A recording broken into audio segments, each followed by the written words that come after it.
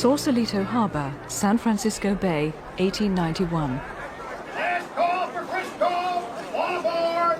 Last call for San Francisco Ferry! Well, better take myself aboard, I guess. Thanks for a restful weekend, Charlie. I like the fog. Presses in with images, don't you find, Humphrey? Cotton wool, blankets, comfort. Shroud. Hall. Ah. Well, thank goodness it doesn't matter if my images are banal. I'm only a lowly critic. I do agree with you about the fog, though, Charlie. It does somehow stimulate the sensibility. Cuts one off.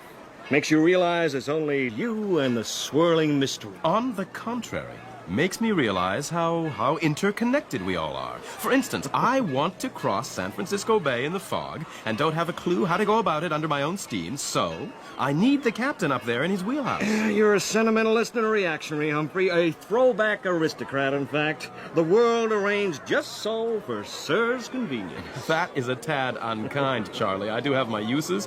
Why, just now I saw a fellow going aboard carrying this month's Atlantic magazine. With your Edgar Allan Poe essay in it, a fellow traveler indeed. Exactly so.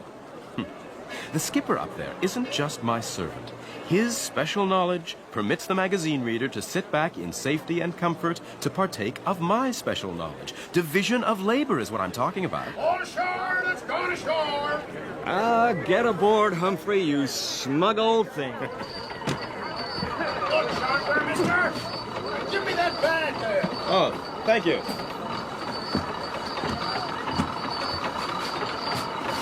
Well, so long, Charlie. Thanks for an agreeable weekend. I'm going to send you some civilized reading matter, though. Too much Schopenhauer is unhealthy. The collected essays of Humphrey Van Weyden, you mean? Ha! You could do a lot worse. What'll you do for the rest of the day? Lose myself in the fog. I've an idea for a poem. I'll look forward to it. You'll probably never see it. Nonsense! Go to it! The fog's given me an essay title, too. Division of Labor, a plea for the artist's freedom. Meanwhile, life is elsewhere. So long, Humphrey.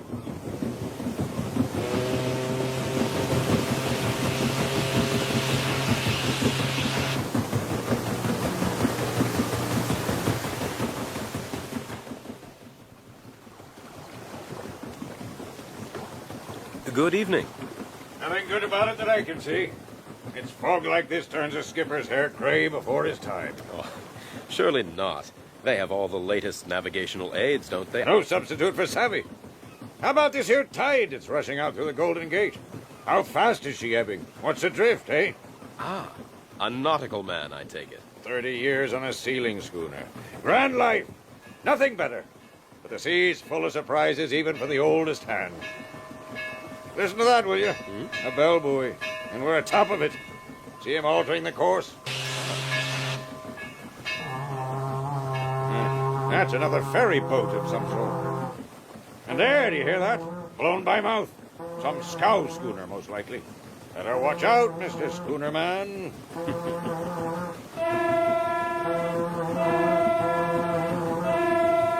I thought so. Now hell's a poppin' for somebody. Now they're paying their respects to each other and trying to get clear. What's that one? It's quite different. A steam schooner, near as I can judge. Crawling in from the heads against the tide. Hello. Somebody coming our way. He seems to be going at quite a lick. Yeah, he's walking right along.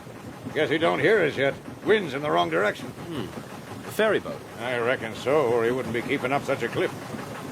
My God, would you look at that? Jumping out of the fog like the devil himself. A steamer. Why doesn't he see us? He does see us, but it's too late. Can you swim? No. Me neither. Grab hold of something and hang on.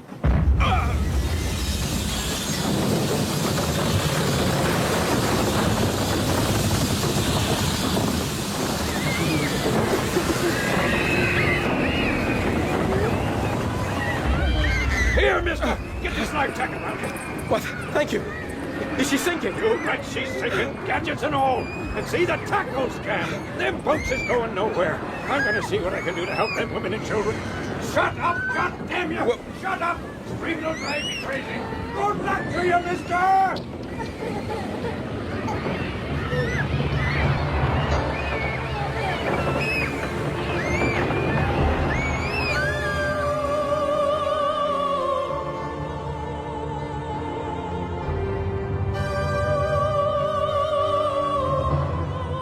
The Sea Wolf by Jack London.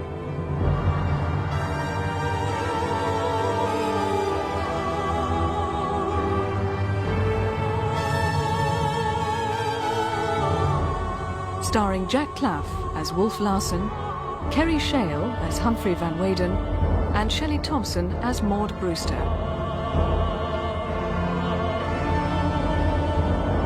Episode 1.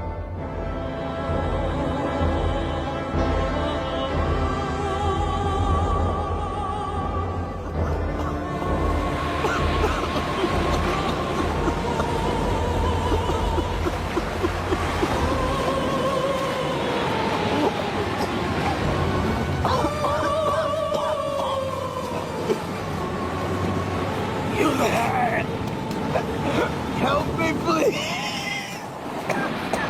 Please help me!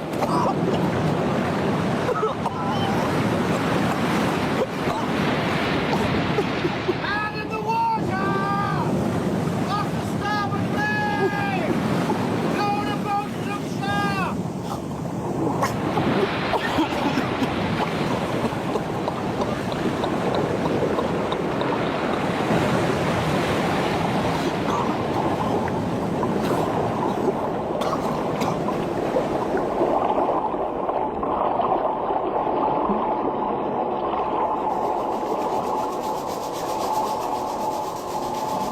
He's damn near frozen, it looks like.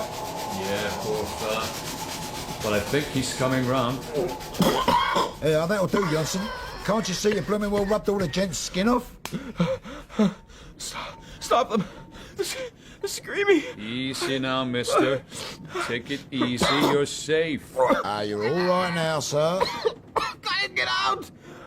No, you haven't got to do nothing. Just keep still, you'll be fine. There, I'll drink this, sir. Some coffee I brewed special for you. It'll do you good. Much obliged. Oh. My thanks to you, Mr. Janssen. My name is Johnson, not Janssen. Oh, thank you, Mr.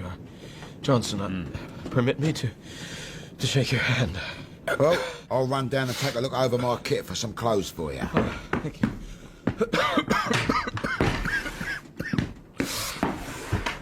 Oh, forgive me. My head. I understand. What kind of tub is this that's pitching us all over the place? With respect, sir, this ain't no tub. You're aboard the 80-ton schooner Ghost. She's a little over 90 feet and has a lead keel, which makes her very stable, even with the big spread of sail she carries. Well, that's reassuring, I suppose. Where's she bound? Southwest out of Frisco, bound seal hunting to Japan. Japan. I must see the captain. Easy now, best get dressed first. The captain is Wolf Larsen. Wolf? Wolf, is that his name? Is what men call him. I never heard his other name. You don't seem too keen, Mr. Johnson. He's the skipper, and that's that. But if it was me, I'd sail the Ghost different. I see. Well, sooner I'm ashore, the better. No offense, sir, but if you're meaning to tackle the captain, you better speak soft with him. He is mad this morning. The mate? Here, you better sling your hook, Johnson. The old man will be wanting you on deck, and this ain't no day to be falling foul of him. Aye, aye. Mark my words, mister. I will. Thank you again, Mr. Johnson. Well, here we are, sir. Some brogans for your feet, one undershirt and shirt, and me spare pair of overalls. Oh! Steady now. Here, let me give you a hand. Oh, thank you. My head's not... Don't you fret. I'll soon have you right. Oh, my. You have got a blooming soft skin, haven't you? More like a girl's. There. That's the way. Sorry about the smell, sir. It was all put away wet. Oh, and whom do I have to thank for this? Muggeridge, sir. Thomas Muggeridge, ship's cook. Sir, at your service. All right, Thomas, I won't forget you when my clothes are dry. And now, if you'll show me the way, I must find the skipper. Certainly, sir. But listen, go easy. The old man's got the black dog on. We've just lost the first mate, see? Lost him, did you say? Carried aboard in Frisco he was, dead drunk. And now, he's just dead. Mind you, whether that's from the drink or the seawater the old man was sluicing him down with, I don't know. If you ask me, he probably drowned. My God, Well, anyway, he never came round. Popped his clogs a few minutes ago, and the old wolf's mighty mad.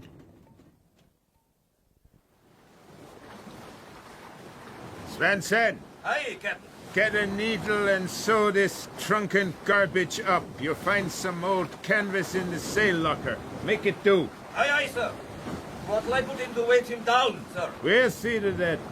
Cookie, you've stretched that neck of yours just about enough skulking there. Go below and fill a sack with coal. Yes, sir. I don't suppose any of you men have got a Bible, so we'll drop him over without any palaver. Unless our castaway has the burial service at sea off by heart. You there, you a preacher, maybe? Looks more like a sudden scarecrow. Get on with your needlework, Svensson! Aye, aye, sir. Well? Well? I'm not a preacher. What do you do for a living? Why, I'm a gentleman. Huh? You don't say. Who feeds you? I have an income, but if I may say so... Who earned your income, huh? You poor old dad, I'll bet. Let me see your hand. I thought so. Soft as a woman's. Good for nothing but dishwashing and scullion work. I wish to be put ashore. I'll pay you for the delay. I've got a better proposition for the good of your soul, mind. Why don't you work your passage? My mate's gone and there'll be a lot of promotion. Cookie there is about to lose his cabin boy. You see this handsome lot here? These are my seal hunters. The lads will make all the money for us. We have to take good care of them, especially as some of them can't hardly manage it for themselves. Now, they're privileged to sup at the captain's table, and I know they'd appreciate a bit of class around here. What say you take the cabin boy's place? Sign the articles for the cruise. $20 a month and all found. How about it? In the making of you. I see a vessel there in the offing. She's very probably bound for San Francisco. Very probably. Cookie! Cookie! Yes, sir. Where's that boy? Tell him I want him. Yes, sir. He's here, sir. What's your name? George Leach, sir. How old are you? Just turned 16, sir. Belch. You'll never see 18 again. Big for your age at that. Muscles like a horse, though your belly's soft. Pack up your kit and go forward into the forecastle. You're a boat puller now. You're promoted, see? Svensson! Sir? You know anything about navigation? No, sir. Well, never mind. You're mate. Just the same. Get your traps aft into the mate's berth. Aye, aye, sir. What are you waiting for, Leach? I didn't sign for boat puller, sir. I signed for cabin boy. Pick up and go for it. I don't want no boat pulling. I bet you don't want my fist in your fat gut either, eh? Well, mister, how about you? Made up your mind? I'll give you $1,000. Forget it. Are you going to take up your duties as cabin boy, or do I have to take you in hand? Well? Yes. Say yes, sir! Yes, sir. What's your name? Van Weyden. Sir. First name? Humphrey, sir. Humphrey Van Weyden. That'll do. Go to the cook and learn your duties. Hold on, don't go yet. Svensson! Call all hands! All hands on deck! All hands on deck! Well, now that we've everything sorted, we'll have the funeral and get the decks cleared of useless lumber. You men there, look the guts on yonder hedge cover. Look sharp to the lee side with it. That's the way. Rest it there. Wait for it. I only remember one part of the service, and the body shall be cast into the sea. So, cast it in. Lift up that end there, damn you, so it'll slide away. What the hell's the matter with you?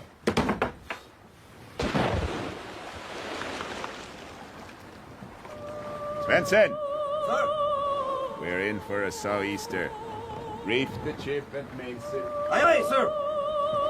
Come on now, lads. Will you please? Let's get this cat. Come on.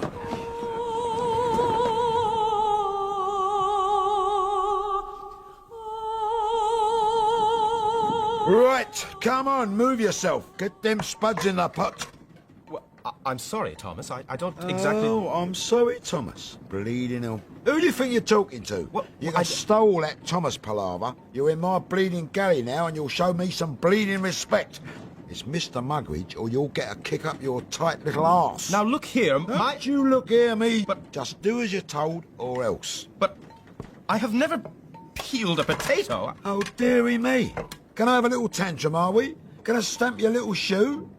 Look sharp, you slob, and cut out the whinging. As soon as them spuds is peeled, I want you up to the cabin with a pot of tea and the rough weather trays. We're in for a howling sou'easter. Here she comes. Keep her steady, steady. You there, amidships. Cabin boy, you, Hump. Look lively, Hump. Grab hold of something.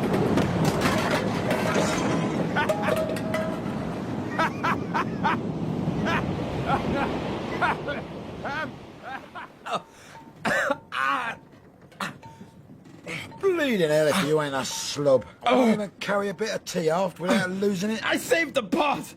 An enormous wave just swept me off my feet. I think my knee is broken. Serve you bloody well right if your neck was broke. Well, you can bleeding well hop along to the cabin and look sharp. It's my arse that'll be kicked if you're not there to wait on the captain's table.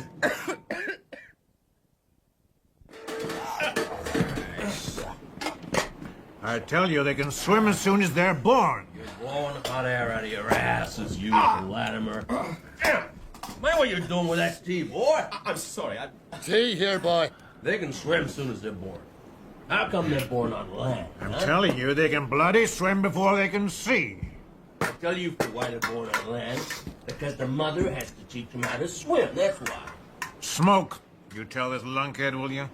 Ain't it so seals swim as soon as they're born? I don't know and I don't care. As long as there's enough of them swimming around for us. Jesus, I'll be glad when the storm's blown itself out. I get stir crazy batting down with this crew. Boy! Sir! More tea! Jump to it! Yeah. Pour it in the mug this time, not all over the table. More Brett here, Hump. Yes, sir.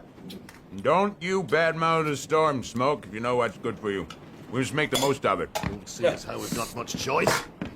Aye, well, it's driving us to the southwest at a good rate of knots. I might have waited all day for more bread, Hump. Move yourself, boy. Coming! Coming! How do you know every pup's born ashore, eh? For Christ's sake, Latimer! Come on, let's get your ass in here. Oh, you got your togs back, have you? Where is it, Mr. Mugridge? You what? Mr. Mugridge, I think you know what I'm talking about. In the pocket of my jacket was a wallet with $185 in gold and folding money. These few nickels and quarters are all that remained me. I repeat, where is it? Now, look here, Hump. Do you want your nose flattened, eh? Because you're going the right way about it, calling me a thief. No.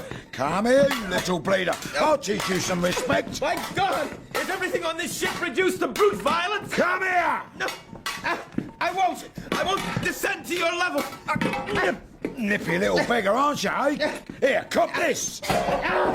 You idiot! You might have killed me! Look at him run. And with a game leg, too. Come on back, Mama's little darling. I won't hit you, I promise. You're no use to me laid out, are you? Come here. I've got a special job for you.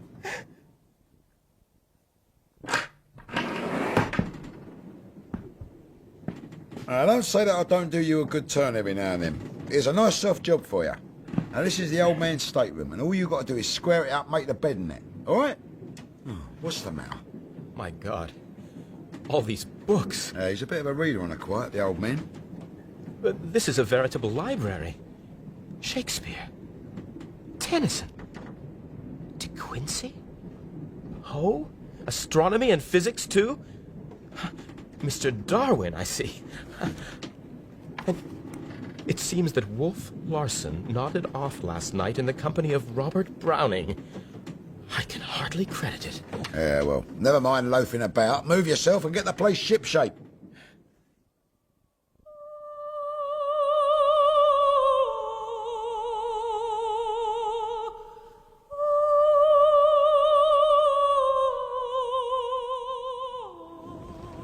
Benson, Aye, sir. time to break out the topsails. Let's make our run. Aye, Captain. Well, I see your leg hasn't dropped off yet. Did you pass a restful night? Since you ask. No, sir, I did not. Didn't you get a berth amidships in the hunter's cabin as I ordered? The hunters themselves call it the steerage, which is just about right. Well, Hump, I have some good news for you. Svensson there talks in his sleep to beat the band, so I've thrown him out of the mate's stateroom. You take it. Thank you. Perhaps you might do me another favor, sir. What is it? My clothes were left to dry in the galley, and No, don't tell me. Pickings. Cookies pickings. how can I get my money back again? Well, that's your lookout. A man who leaves his money lying around the way you did deserves to lose it. Besides, you've no right to put temptation in the way of your fellow creatures. You tempted Cookie, and he fell. You've placed his immortal soul in jeopardy. You do believe in the immortal soul, don't you? Come on, Hump. What's your philosophy? I'm interested. I believe in something. Life after death? Immortality? Yes, in a sense. What sense? Come on, man.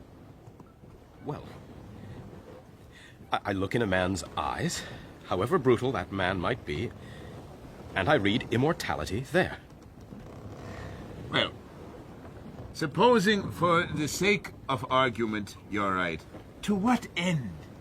If I'm immortal, why?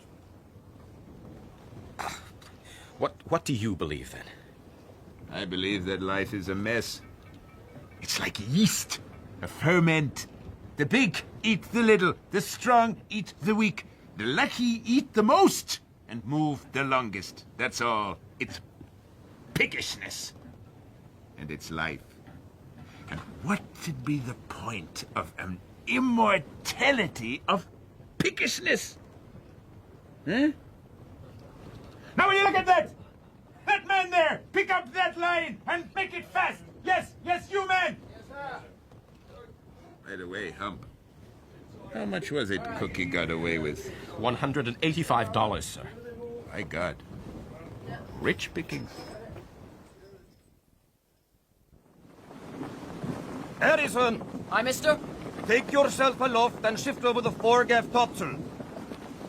Aye, aye, sir. Look sharp there, lad. Hold her steady, helmsman.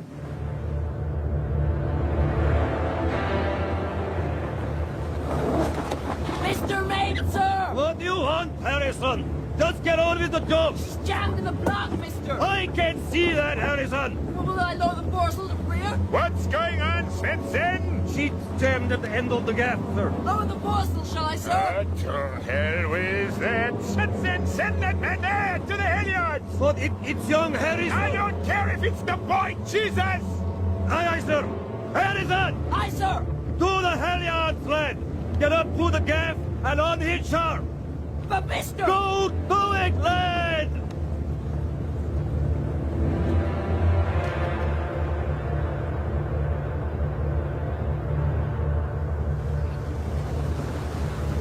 Will you look at that? Harrison's still aloft. That's 3 hours by my watch. It's a damn shame, Louis. Harrison's just clinging on up there. The lad is frozen with terror. Aye. He's thrown up his breakfast a half hour since, poor bastard. Well, it ain't right. The boy's willing enough. He'll learn if he's given a fair chance, but this is... Shut your trap, Jono.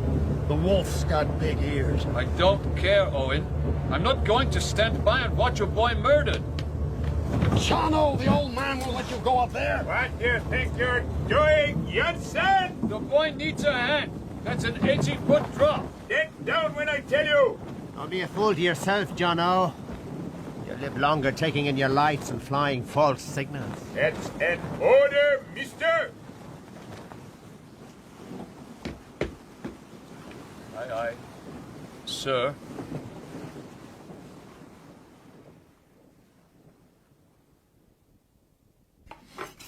Aye. Bring me more bread. Here it is. Let me have that. That bread's mine, Henderson. Shut your mouth, Smoke. By God, I've had enough of you, you bastard! And I've had enough of the lot of you! Sit down, Smoke, before I knock you down!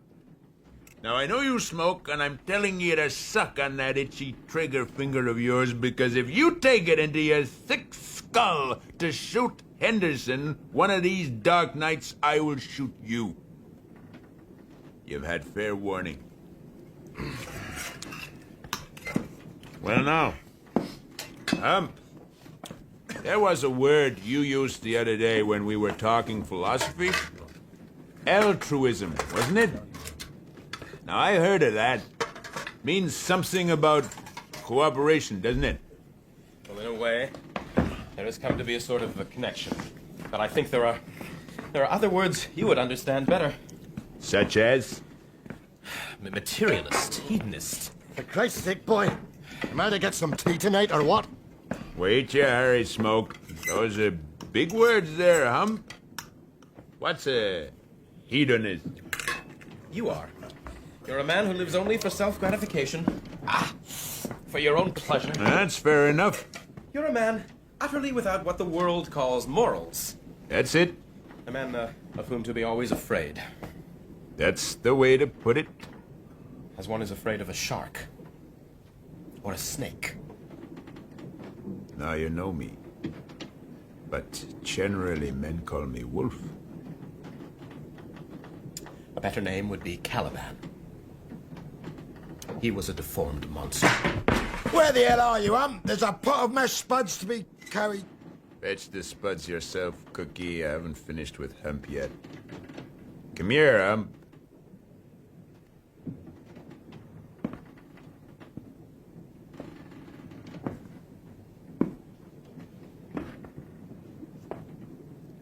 Now, who's Caliban when he's at home?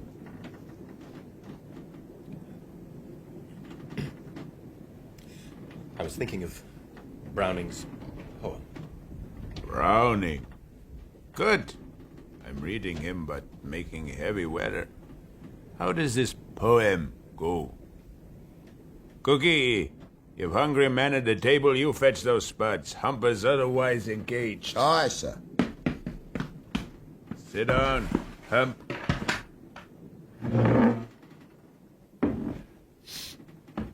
The poem.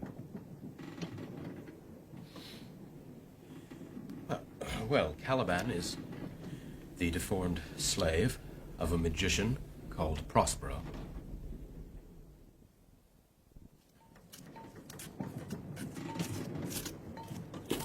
Oh, are you there, Hump? No, he's bleeding ain't here. Oh, hello there, Cookie. A ray of sunshine you are, as ever. What'd you expect? I'm doing two men's work since the old man got his hooks into Hump. How do you mean? He's a guest at the captain's table now, ain't he? Has been for the last 3 days. Is he now? Bleeding Lord Muck sitting there with his gammy leg up on a stool spouting on about poetry and God knows what. And the old man going at it too makes me bleeding sick. Well, I hope old Hump keeps the weather eye open. Your man, the wolf, you can never guess the way of him. Right enough. Here, what are you doing? Get your mitts out of condensed milk. Oh, just a taste, Cookie, just a taste of your sweet tooth. Get out of it, you thieving bastard! No. We covered this very point a day or so ago. The East, all a-squirming. We did, yes. But not to my satisfaction. Speaking of satisfaction, Cookie! Aye, sir. Give me some more of that mess you call stew. Very good, sir. Not very good, Cookie. We must eat it to live.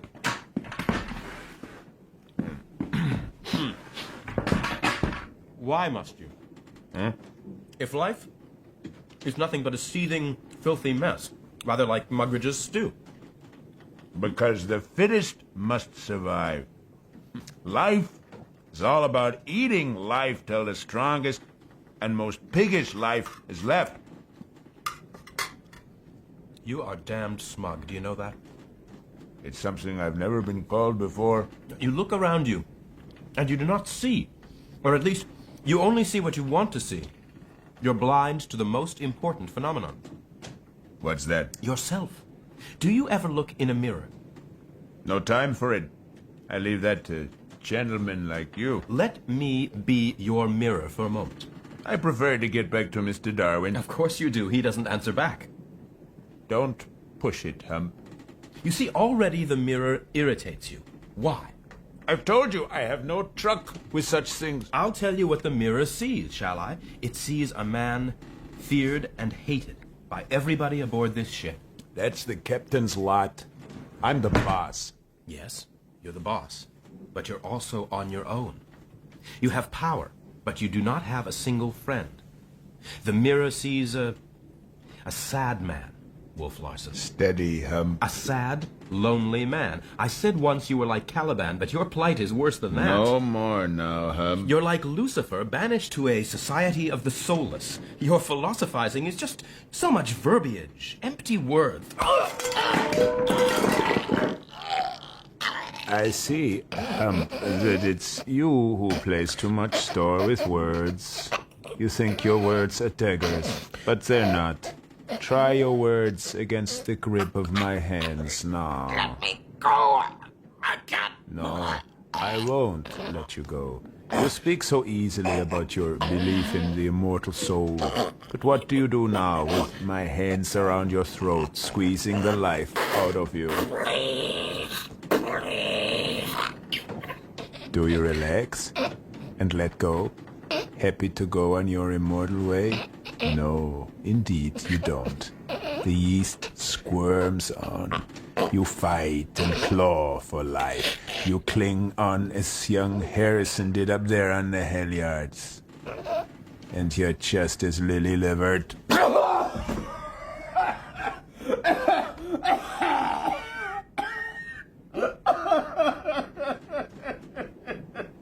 Go back to your woman's duties. It's all you're fit for. Cookie! Coming, sir.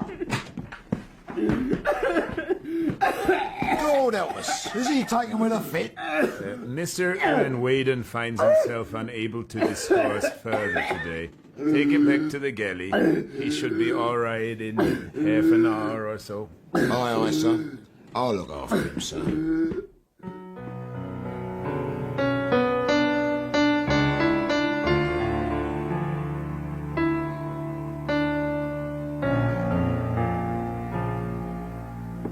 Right, another sack of rice while you're at it. Come on, look sharp.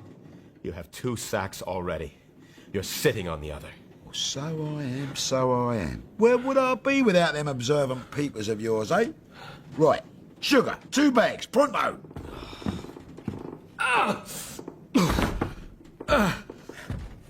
Bleeding cold down there, eh? Bit like a nice comfy coffin, really. Come on, out you get. Let's get this lot stowed away. And when you've done that, get them pans scrubbed from dinner. Since when did you bother to wash vegetable pans? Since now, unless of your lip. Else I'll button it for you.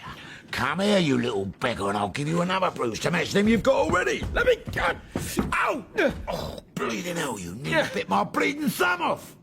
You're turning into a little wild animal, you are. Yes, I'm reduced to your level. Right, if that's how you want it. How about this then, eh? Fancy a bit of this, do you, Hump?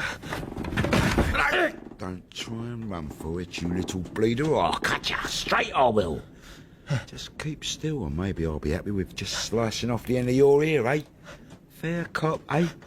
Bit of your ear for my chewed thumb.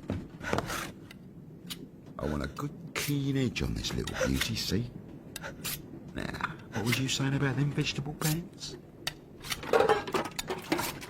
That's better. Now we're getting somewhere.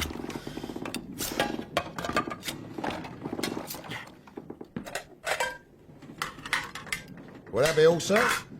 Set out a box of cigars, McRitch, and then take yourself off. Aye, aye, sir. Unless, Hump, you require anything further? Thank you, no. Cigars, sir. Set him down and leave us.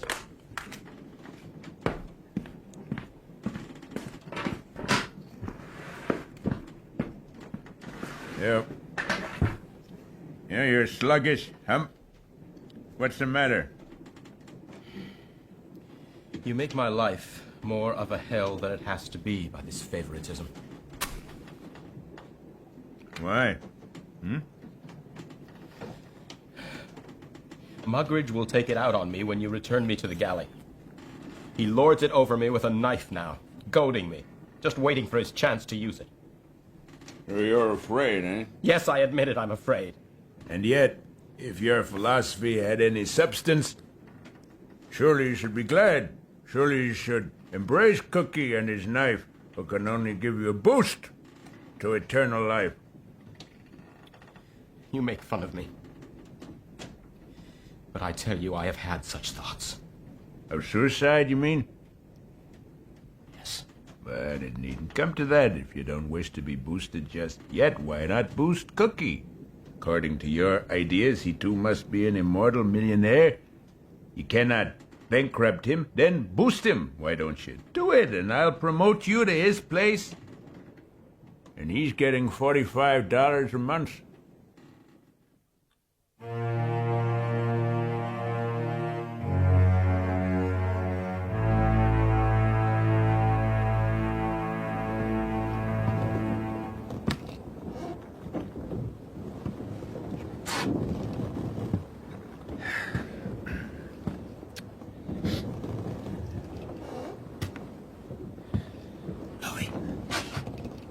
Louis!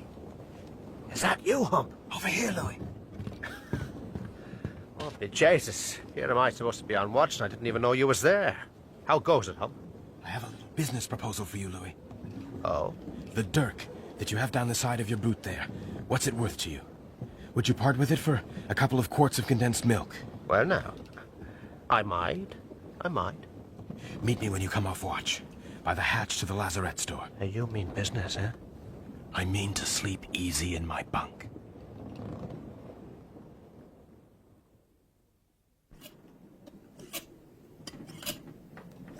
Yeah, and what does his worship do but give me 2 years in Reading? Said you're dying, eh? I didn't care though, Smoke. You should have seen the geezer I fixed. Cut him up till he screamed. Demon with a blade, I am. Mind your back, mister. I didn't mean it, Tommy. This geezer was saying sniffing he was. Cut him to ribbons, I did. Oh, why don't you come up with a fresh story? That one's like you're cooking. Overdone. You what? You heard me. Mr. Smoke, might I ask a favor? What do you want? Behind your shoulder there, in that box, is a whetstone. Hand it to me, will you? Where'd you get a bleeding whetstone? And what good is it to you? Why, to put a keen edge on my dirk, mister. And where'd you get that? There you are, Hump. Thanks, Mr. Smoke.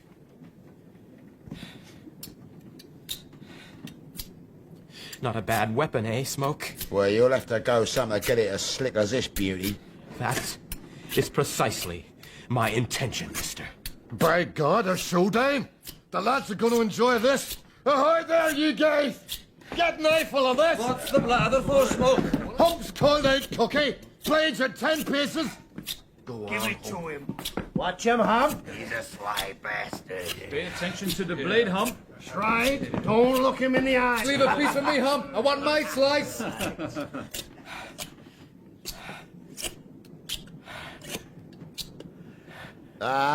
What's the good of making a holy show of ourselves for them gulping mugs? They'd be bloody well glad to see us cut one another's throats. Yeah, you're not half bad, Hump. You've got spunk, as you Yanks say. And I like you in a way. So, come on and shake. Not lightly. I'll not touch you. And be advised, you'll not touch me from now on. You tell him, Hump. Who runs the galley now, Cookie? Hump, I'd say. You must pull in your haunch, Mr. Mugridge. Oh, you think so, do ya? Well, you haven't heard the last of me, Mr. High and Bloody Mighty Johnson. And meantime, how'd you like this kettle of hot water around your chops, eh? And the rest of you bleeding swabs, get out of my galley doors!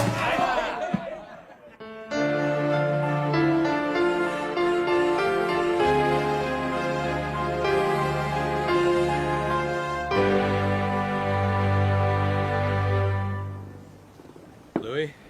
Hiya, Hump. Brought you a drink. Plenty of sugar. Oh, thanks. Yeah, though it's the skipper yonder who's in need of something. Oh, he's seen you. Moment of your time.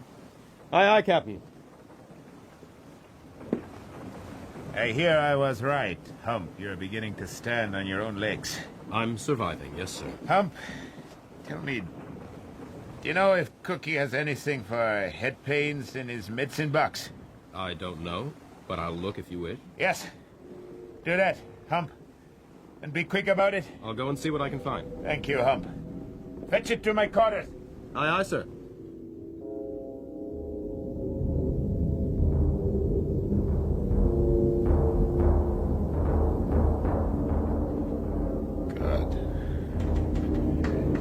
God. Oh. Oh, God. There's no painkiller to be had, but I've mixed some rum with hot milk and sugar. Help me to my bunk. Help me. I've never been sick in my life, Hump.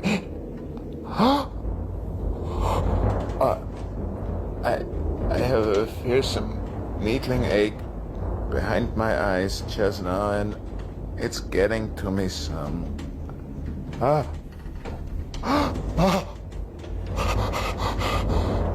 right. Lean on me.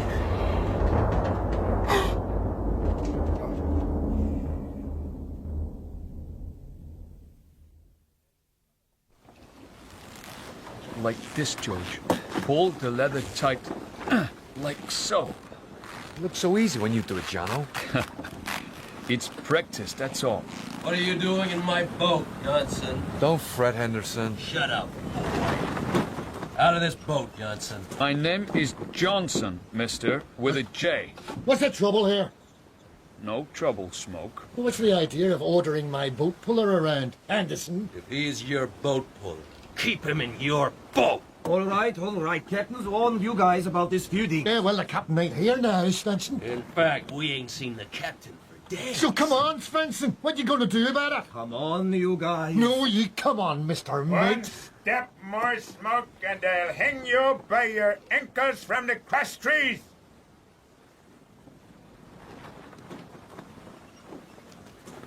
Now you listen to me. I'm not an unreasonable man. Smoke. You want Henderson's scalp on your belt. I can understand that. And Henderson, you'd like to blow Smoke away. I understand that even more, believe me. What I'm telling you is that you have to wait. Here's what I suggest. Hold your hands until the seal hunting's over, and I promise you a royal carnival. All grudges settled, and them that survive can arrange any story they like about how the others were lost at sea. Strike you as fair, Smoke? Nothing to say, huh? How about you, Anderson? Well, well. All tongue-tied. Suits me. I like a quiet ship.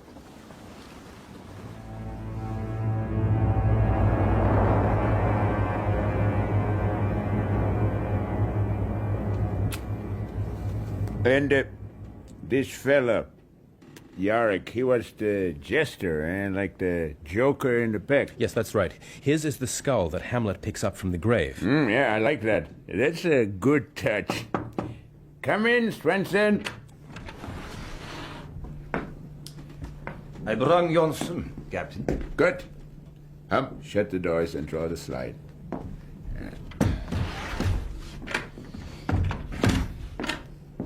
Now then, Johnson. My name is Johnson, sir. Well, Johnson, then, damn you. Can you guess why I've sent for you? I know you have it in for me. You do not like me. Johnson, to get to the point, I understand you're not quite satisfied with the dry goods on sale. Some complain about oilskins, I hear. And who do you hear this from? The cook? I suppose.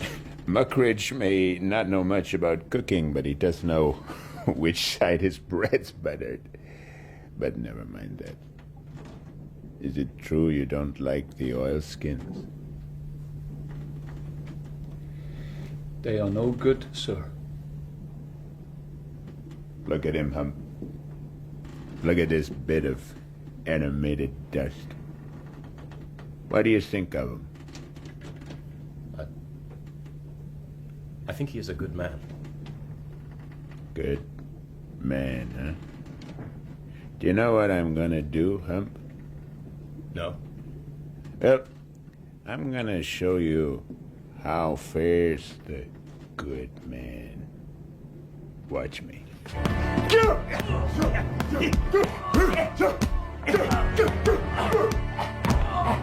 Easy, Benson! Easy! Easy, cigars, I say! Easy, or do I have to beat some sense into you too? Now then, Hump, jerk open the doors there. Let's heat this mess out of here. Have you killed him? No, never fear.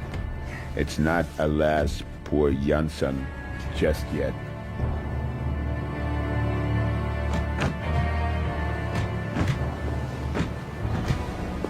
My Christ. What comes here? This'll do. Dump him here, Svensson. My God. Look what they've done to Jono. God damn your soul for this, Larsen. Steady, George. No, let the boy speak. What's on your mind, Leech? Hell's too good for you, you coward. You murderer, you pig. Pig! Pig! Why don't you kill me, you murderer? You can do it. I ain't afraid. There's nobody to stop you. Damn sight better dead and out of your reach than alive and in your clutches. Come on, you coward! Kill me! Kill me! Kill me! By God, look at him. The cause of all this and still smirking. What are you talking about, boy? I may be a boy, but I know better than to carry tales after the skipper. Hey? You miserable piece of crap! Go! Oh, get him off me! Oh, take him away!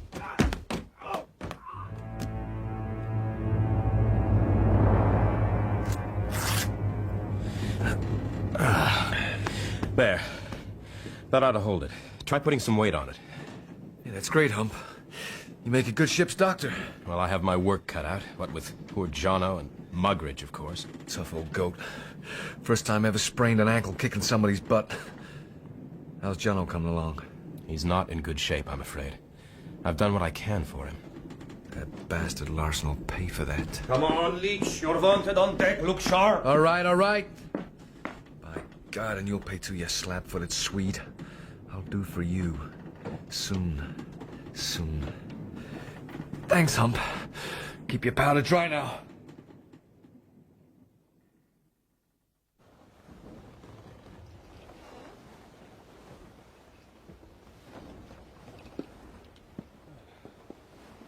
Fine night, Louis. Now, what are you doing on deck? You should be tucked up in your bunk. It's too stuffy below. Aye. And it'll get a mite warmer before this night's through. Make yourself scarce, Tom, if you know what's good for you. What are you talking about? Oh, too late. Look yonder. My God. It's someone climbing aboard. Aye, it is. God damn 'em. It's all right, Hump. Only me. Naughty night for swimming, eh? Where's the mate? I haven't seen him. Svensson? Svensson? Where is he, helmsman? I don't know, sir. Saw him go forward a little while ago. So did I go for it. But you observe, I didn't come back the way I went. So, what do you make of that, helmsman? You must have been overboard, sir. You've been cut on the head. Shall I bind it for you? No, there's no time for that now, Hump.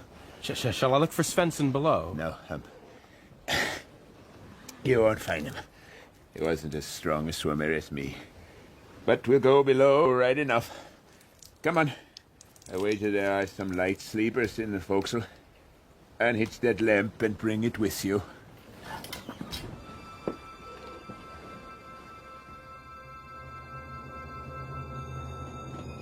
I've done for the both of them, I tell you. How do you mean? The captain and the mate are over the side. You ditched Wolf Larsen. And Svensson, too? With my own hands.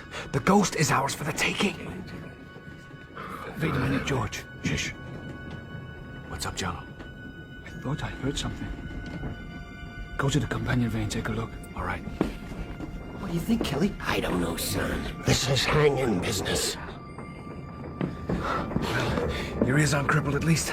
There's someone coming who looks for all the world like the wolf himself. Jesus. Ditched him, did you? I don't understand it. I brained him with my own hands. Into your berth, quick now. Everybody just sleeps, okay? Okay.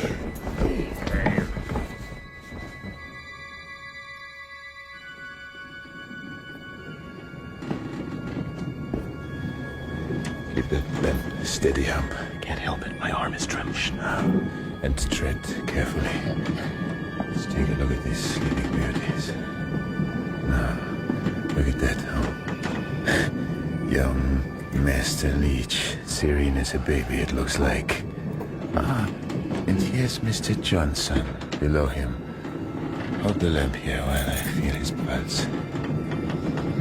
The sleeping pulse is slow and regular, you know. Oh my God!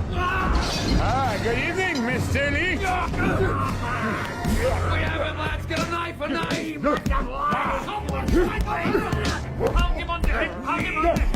Hold him, hold him. What's the ruckus? Below there! Take a knife, somebody. I can't hold Get him. up! Give me that lamp there. I'm going down. He's there! My hand! Smoke! Give me your hand! Oh, that's you, Captain. Oh, my God! Give me your hand, then!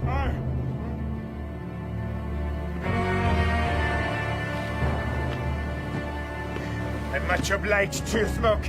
I remember you for this. Where's Hump? It's only me and Louis here, Captain. Well. Hump must be still below with those enemies. I put my thumb out. Strike a match. Let's find a lamp. How did he get a face? Because he's the devil and not one of you to get me a knife. How was we supposed to see in the dark? If the dark doesn't save us, he won't know who was who. He'll know soon enough when he claps eyes on us. You make me tired with your yapping. If you talk with your fist, you'd have been done with by now. Why couldn't one of you, just one of you, get me a knife and I sung out? You make me sick. You know damn well he can't kill. You can't afford to. Well, maybe he won't do for us, but he'll be an ice box on this ship from now on. Hump! You down there, boy? The old man wants you. He ain't down here. Yes, he is. Oh, well, look who's been skulking there under the ladder all this time. I'm coming up, Smoke! Oh, no, you ain't. Damn little sneak. Well, shut your mouth. Let him go! Oh, your life. He was hiding down there all the time. I said let him go, mister. I've seen and heard nothing, believe me. He's all right, I tell you. You don't like the old man any more than we do, ain't that so, Hump? I've given my word. Yeah. On your way, Hump.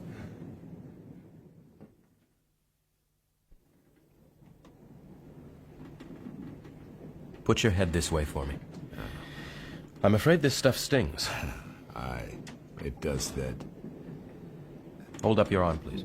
Aye, aye, Doc.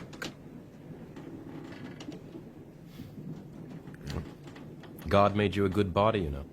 Did he? I've often thought so myself and wondered why. Purpose? Utility.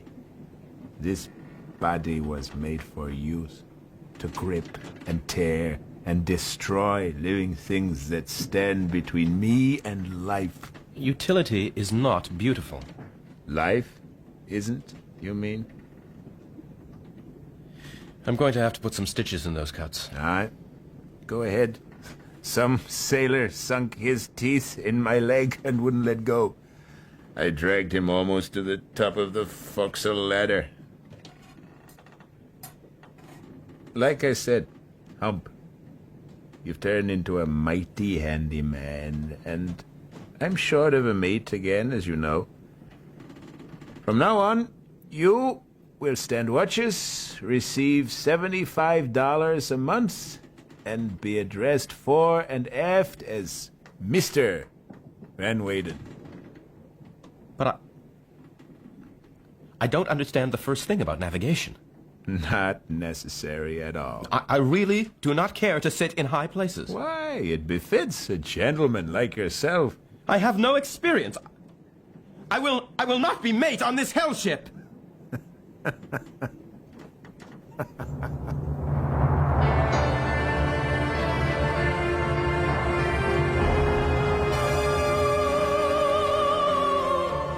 In The Sea Wolf by Jack London, Wolf Larsen was played by Jack Claff, Humphrey Van Weyden by Kerry Shale, and Thomas Mugridge by Ian Dury.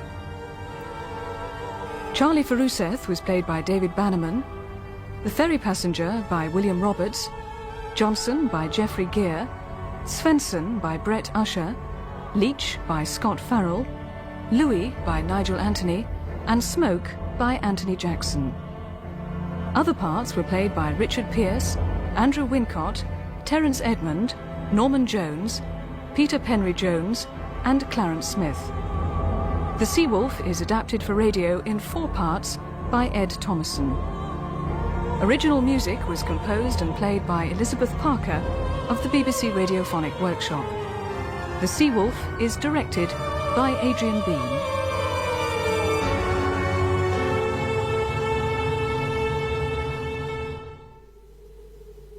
You're listening to the Mystical Magpie channel. Please subscribe.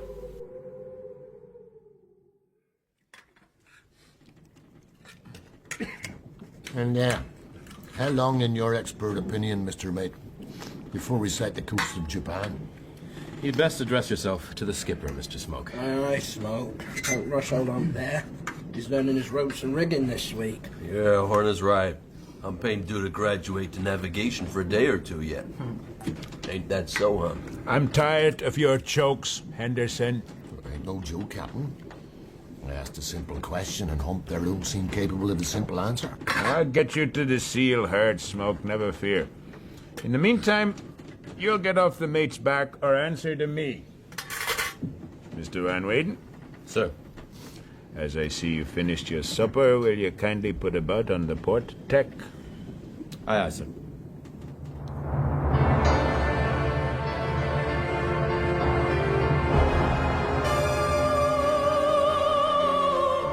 The Sea Wolf by Jack London.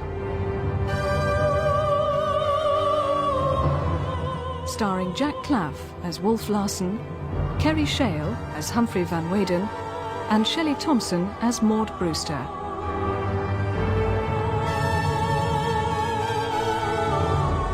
Episode 2.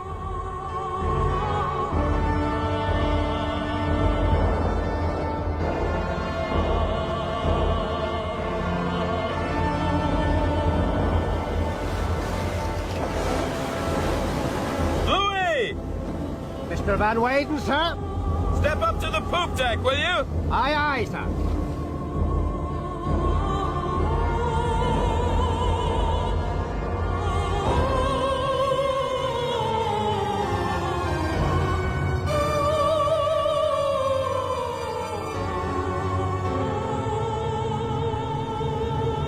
Louis, I'm to put about on the port tack. All right, Hump. Yes, that makes sense. I'm glad it does to you. Now, will you kindly convey that sense to me in layman's language? And please be quick. If I know Larsen, he'll be on deck any minute to see I've carried out the order. No problem, Hump. Now, you must have young Harrison there brace the yards. Brace the yards, yes? Yeah. Now, have the helmsman drop a few spokes so she's into the wind. How long to Wainwright Island, Skipper? Day and a half, maybe 2. What's the Wainwright Island? Fresh water. Mr. Van Weyden? Aye, sir. Smoke here's just reminded me that the crew need to be briefed about procedures for picking up fresh water. All hands on deck in 10 minutes. Aye, sir. Now listen to me, Smoke. What's on your mind? I intend to keep the men waiting on deck a while.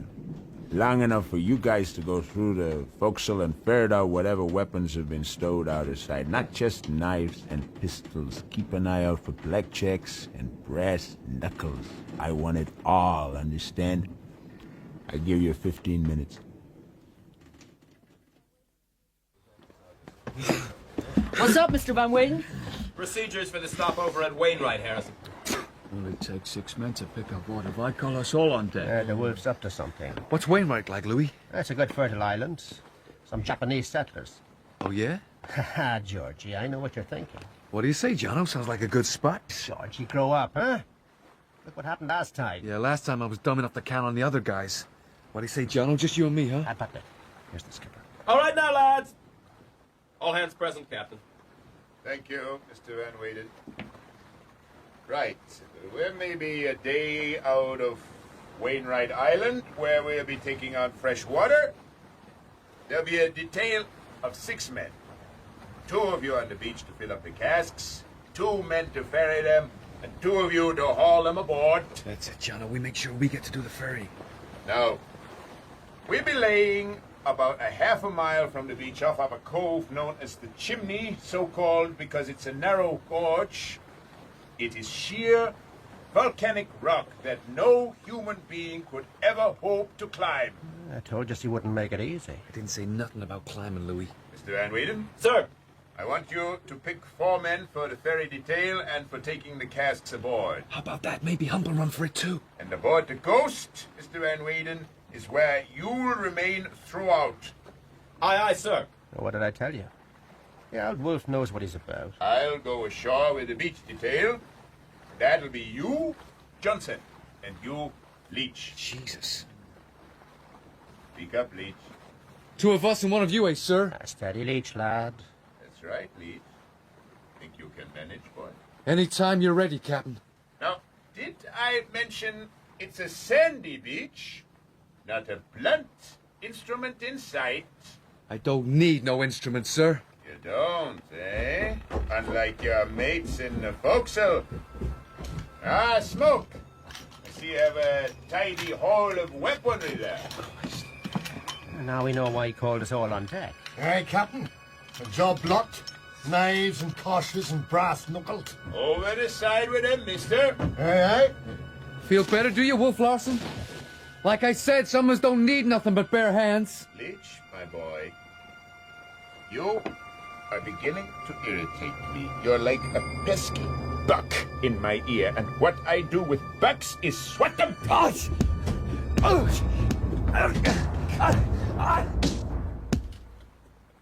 Get this mess off my deck. Mr. Van Weyden. Sir. The weather's set fair. Let's have these decks swilt and scrubbed. Aye, aye, sir. You men, Harrison, Kelly, Owen! Break out mops and buckets!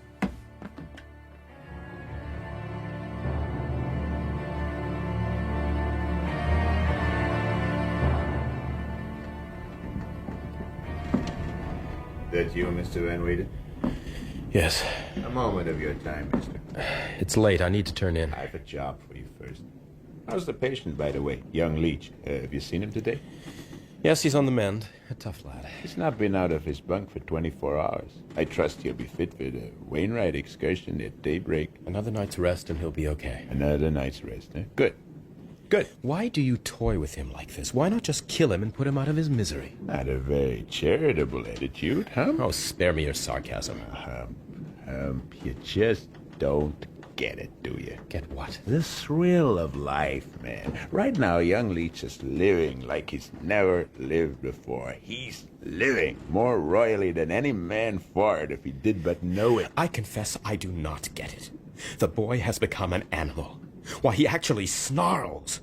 I've just learned that he got his hands on one of Smoke's shotguns a couple of days ago, and it was all the 3 of the hunters could do to take it from him. He was on his way aft to blow your head off. There you are, Hump. The lad's living deep and high. He's staking his all. Man is a natural gambler, and a man's life is the biggest stake he can lay. The greater the odds, the greater the thrill. I honestly envy young Leach when I see him raging at the summit of his passion. Don't give me that. If all this senseless violence is a matter of gambling, then the dice are loaded, and you know it. It's a coward's game you're playing. Of the 2 of us, you and I, who is the greater coward? You say you find the situation bad. It offends your moral sense. Why go along with it then? I've no choice. I'm a prisoner. Of course you have a choice. You could throw in your hand with Leach and Johnson, but you won't do that because you're scared. You want to live, and your need to live is so strong that you're quite willing to compromise those fine principles of yours. At least I'm true to myself. Will that be all? It's not many hours to daybreak. One job before you turn in, Mr. Van Weyden. I noticed just now some gear not stowed away, a scrubbing brush. Scrubbing brush? I left on the steps to the poop. The boy, Harrison, is responsible. Have him out of his bunk to put it away properly. You want me to wake the whole forecastle in the middle of the night so that Harrison can be made to tidy away a scrubbing brush? No, mister, I don't want you to rouse them. You just wake up the watch below and tell them to do it. Don't stand there gawping, man. The sooner it's done, the sooner you can get some sleep. I won't have a sloppy ship, and these men must be made to believe it.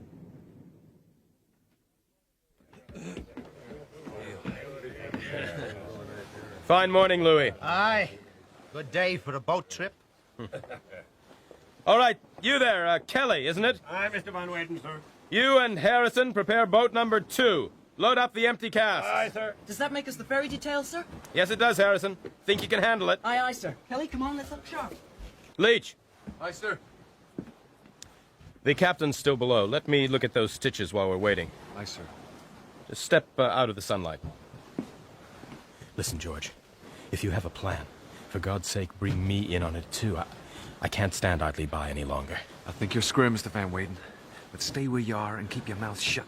Say nothing but saw wood. Look, Jono's tipping us the wink. Larson's coming on deck. Remember what I said now. Aye. Smoke! Aye, sir.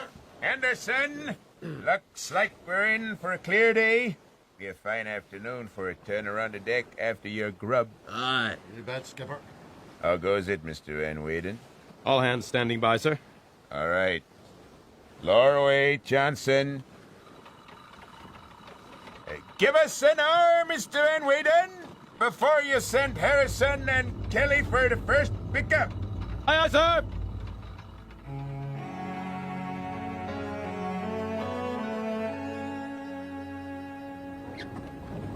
All right, lads. Let's have them casks aboard. Well done, Harrison. You're making good time. You bet, sir. Have you counted the barrels, Louis? Aye, sir. One more trip after this one and we'll be done. Ah, good. Well, it's been a quiet day after all. Up to now, sir. What do you mean, Louis? Nothing, sir. Exceeding quiet, to be sure. Now, why don't you go below and ask Cookie for a mash of tea? Ahoy! Mr. Van Weyden, What is it, Smoke? take a look at the boat, will you? Seems to me young Harrison's lost his sense of direction. Henderson, run below and fetch the Winchesters. Yeah, it's a good clear day. Some shooting practice. My God. Louis, look. Harrison and Kelly are making a run for it. If they round that promontory, they'll be away. Aye, but they'll have to outrun rifle bullets to do it. The wolf thinks of everything. Louis, what should I do? There's not much you can do, unless you believe in praying. There you go, Smoke. Right. Mr. Smoke, I'm in command while the captain's ashore. Oh, yeah.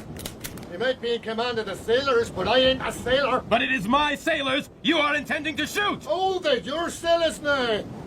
Come on, Henderson. Put a couple of shots in the water beside him. Let them know we've seen him. More fun that way. Sure thing. Yeah. Hey, give us a spyglass there, Hump. Ah, yes, I thought so. What is it, Louis? The skipper's put his boat in the water with Jono and Leach, and he's let out after them. Now, watch me take Kelly's right oar. Jesus. What? Kelly doesn't know what's hit him. The oar blade is shot to splinters. Here's the same for Harrison. You. Will you look at that? All right, Smoke, that's enough. They're adrift now. Not for long. The wolf's sure bearing down on him. What's he up to, Louis? Well, he's thrown them a line. He's going to tow them in. All right, you men there! Stand by to haul those boats aboard! What do you think he'll do to Harrison and Kelly, Louis? I don't think, mister.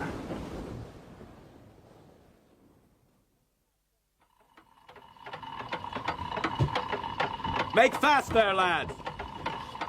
That'll do it.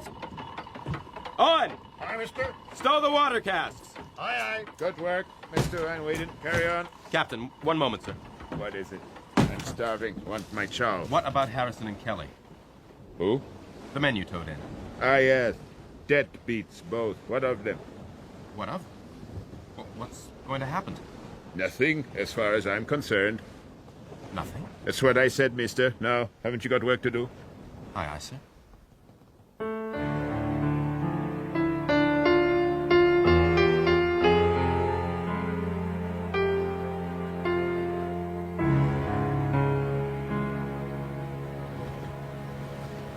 Keep her steady, lad.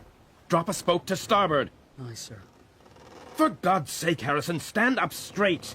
How can you steer just leaning against the helm? Aye, sir. What is the matter with you, boy? Do you want the old man to punish you, is that it? He could have flayed you for trying to run for it like that the other day. Consider yourself lucky he hasn't laid a finger on you. It would have been better if he'd killed me, sir. All right, Harrison. All right, that's enough of such talk. Just steer a steady course. Aye, sir.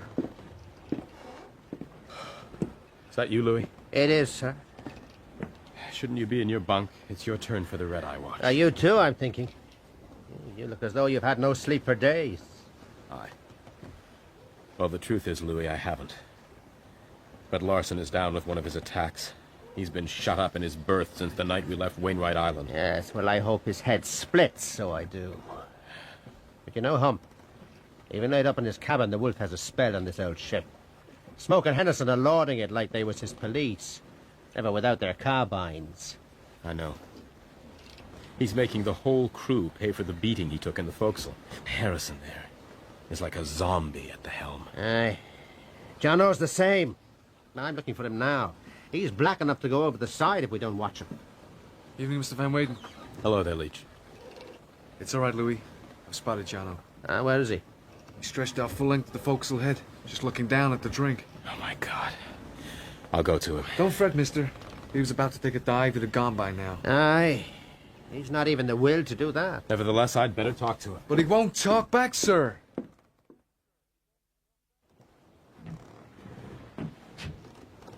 Johnson? Johnson?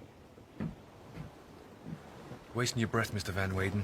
You don't talk to nobody. Mr. Johnson? This is the mate talking to you. Just leave me alone, mister. He don't mean no disrespect to you, Mr. Van Weyden. It's all right, Leach. Stand away, will you?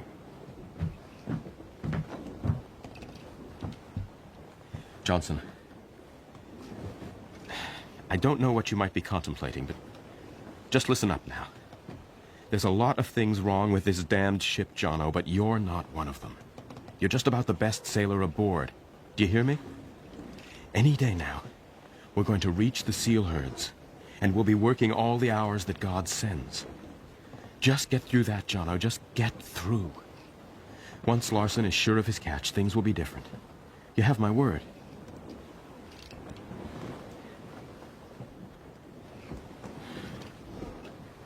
Well. Good night, mister. Mr. Van Weyden. Yes, Leach. I want to ask a favor, sir. If it's your luck to ever make Frisco again, will you hunt up Matt McCarthy? He's my old man. He lives on the hill back of the Mayfair Bakery. Runs a cobbler shop everyone knows, and you'll have no trouble. Tell him I lived to be sorry for the trouble I caused him, and the things I done, and just tell him, God bless him for me. We'll all win back to San Francisco, Leach. And you'll be with me when I go see Matt McCarthy. I'd like to believe you, but I can't. Wolf Larsen will do for me, I know it. All I can hope is he'll do it quick. Good night now.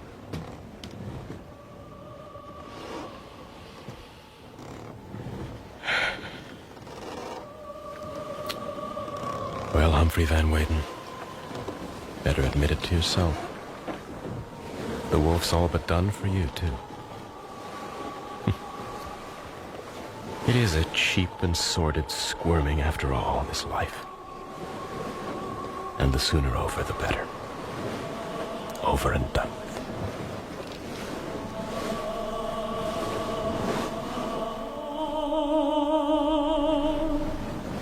Oh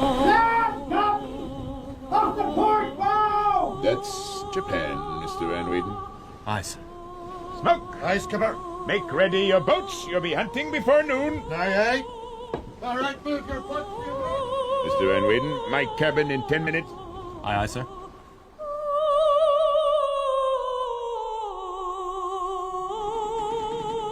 Cookie, Aye, Captain. whiskey and glasses. Look sharp. Coming up, sir. Well, Hump, you've managed so far, but now the real work begins.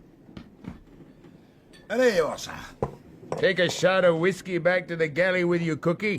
I'll be wanting you on deck soon. Aye, aye, sir. And thank you, sir.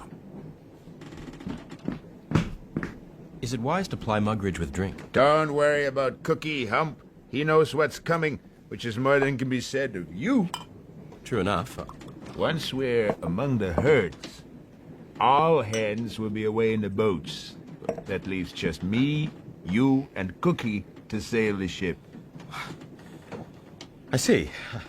Have a drink. Thank you. The 6 boats will spread out fan-wise. By the time the first weather boat and the last lee boat have taken up their positions, they're anything between 10 and 20 miles away. They cruise a straight course till sundown or till weather drives them in. Our job is to keep well to leeward of the last lee boat so that all of them have a fair wind to make a run back to us in case of squalls. You got the idea? Yes, I think so. No time to think. Hump, you better be damned sure. Now, when we pick up the boats, it'll be your job to tally the pelts. You oversee the skinning and afterwards the cleaning of the decks. And I hope you've a strong stomach because the scuppers will run red.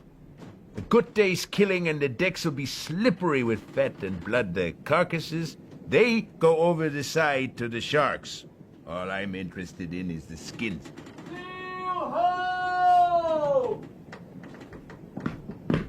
Herd's been spotted, Captain. Right, let's have you on deck, Cookie. Drink up, Mr. Van Weyden. We'll start you off easy at the helm.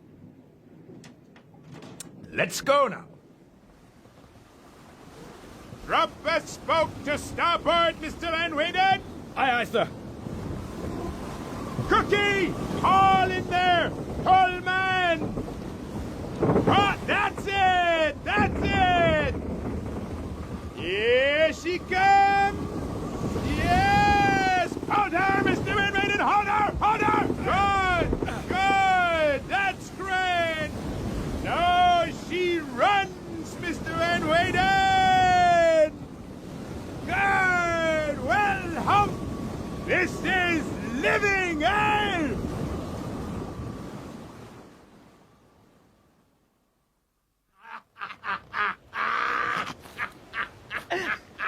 Hold those seals aboard, lads.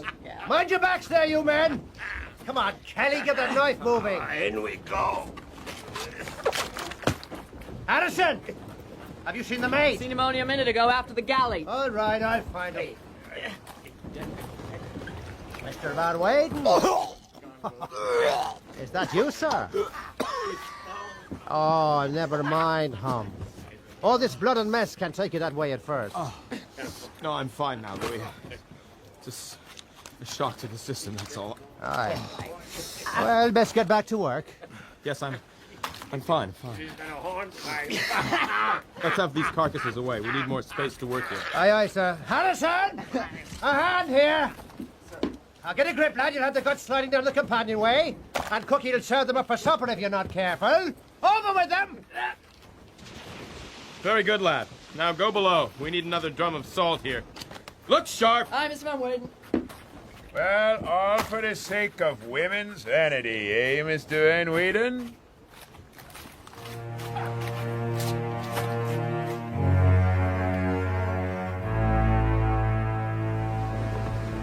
Get aloft with your spyglass, Mr. Van Weyden. Aye. Up to the cross trees and tell me what you see. Cookie, how's the grub coming along? Ready when you are, skipper. Good. If Mr. Van Weyden sees all fair, we'll stand down to eat. Come on, Hap! Let's see you swing on those rat lines, sir!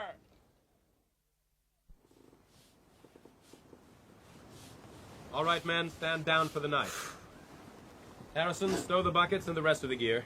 Aye, sir.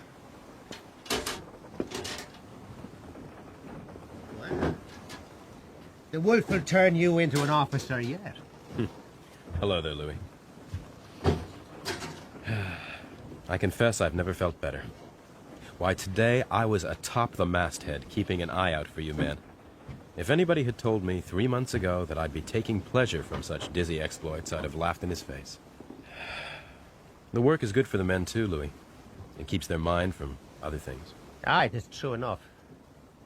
Well, come the morning, we'll need our wits about us. How do you mean, Louis? Just the old bones, Hump, just the old bones.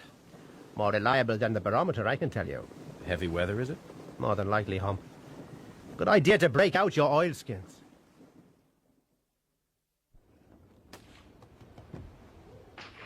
What do you see, mister? Just lost the last boat over the horizon, sir. The wind seems to have breathed its last. So calm up here. I can still hear the guns. They're going at it some. All right. Come down, Mr. Van Weyden. The boats are pulling away from us with this calm. Aye. I don't like it, Hump. Why? Look at the sky yonder. What? I see what you mean. If she comes hard and snappy out of the east, it'll put us to windward of the boats. Aye. And if that happens, it's likely there'll be empty bunks in steerage and forecastle tonight.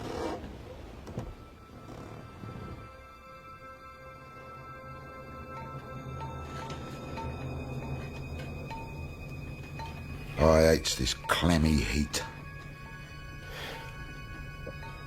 Old-timers in Frisco call it earthquake weather. Look at me. If I sweat much more, I'm gonna bleeding melt away. I've never seen a sea like it. Nothing moving. A painted ship upon a painted ocean. God, we're in for a right bleeding squall. No squall, Cookie. Old Mother Nature's gonna get up on her hind legs and howl for all that's in her, and it'll keep us chumming to pull through with half our boats. Mr. Van Weyden, you better run up and loosen the topsails. But if it's going to howl, and effectively there's only the two of us to... So very much. Why, we've got to make the best of the first of it and run down to our boats before our canvas is ripped out of us. After that, I don't give a rap what happens. The stick will stand it, and you and me'll have to, although we've plenty cut out for us.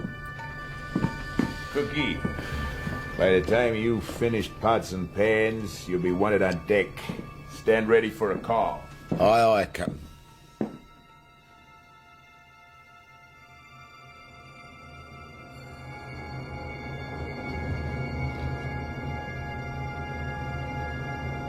I see you smiling, Hump. What's tickling you? Creeping hysteria, probably. It's just that I've been watching you with your head raised to the sky. For some reason, I keep thinking of one of those pygmies in the Arabian Nights, standing before some malignant genie. You feel that, Hump? Yes. Cookie, are you awake? Yes, Skipper. Right. Move your butt. Let go that fore-boom tackle and pass it across. When she's willing, let go the sheet and come in snug with the tackle, and if you make a mess of it, it'll be the last you ever make. Understand? Aye, sir. Mr. Van Weyden, stand by to pass the head sails over, then jump for the topsails and spread 'em quick as God'll let you. The quicker you do it, the easier you'll find it. As for Cookie, if he ain't lively, bat him between the eyes. Now, we'll have the breeze on our quarter. By the last sound of the guns, the boats were bearing away slightly to the south. Thank God she ain't coming all of a bunch, Mr. Van Weyden. Amen to that, Cookie. Ah! Yeah, here it comes! Wait for it! Wait! Here she goes! All apart!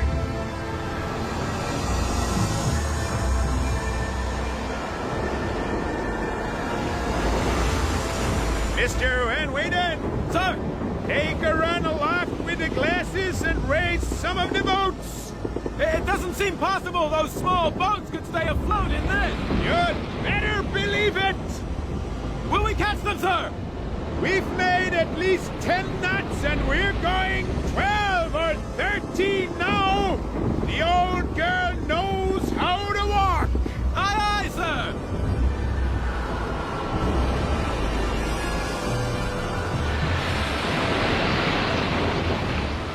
Well, Mr. Van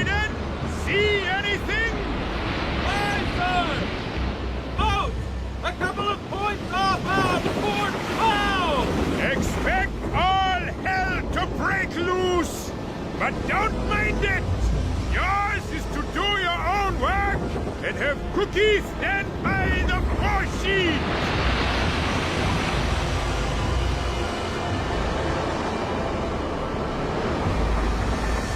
Watch out, Hump! Watch out! The seal hit you like a wall. Get the chip back over to windward. Over! Back over to windward, Hump!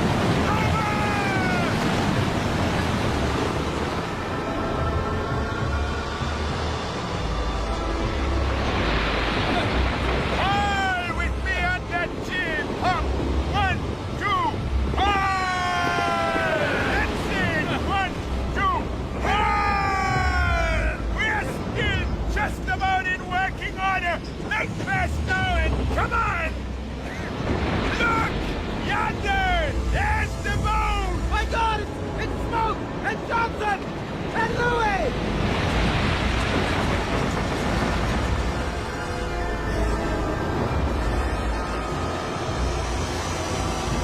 Stand by, Hump! When they give the word, pass the tackle to Johnson. I'll throw to Louis. Surely we must crush them! This time, Hump, as they rise up. Stand by! No! Got her over! Good! Nip her belly up! That'll do it! Now, Mr. Van Weyden, you know what to do! Louis! Stand by to let that jib over! Aye, aye, sir! I'll go after Mr. and slick off the main sheet! Thank you, Mr. Johnson! Smoke! You go forward and see what's become of Cookie! I think he was hit by a loose spar! Mr. Van Weyden! Sir! Run aloft again! Let's see if we can find the next one! Aye, sir! And cut away any stray stuff as you go!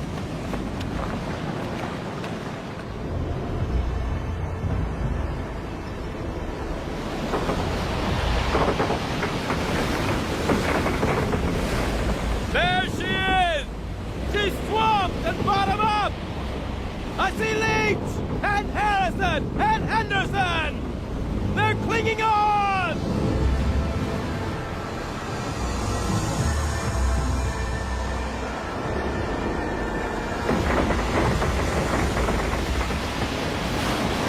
I see another one!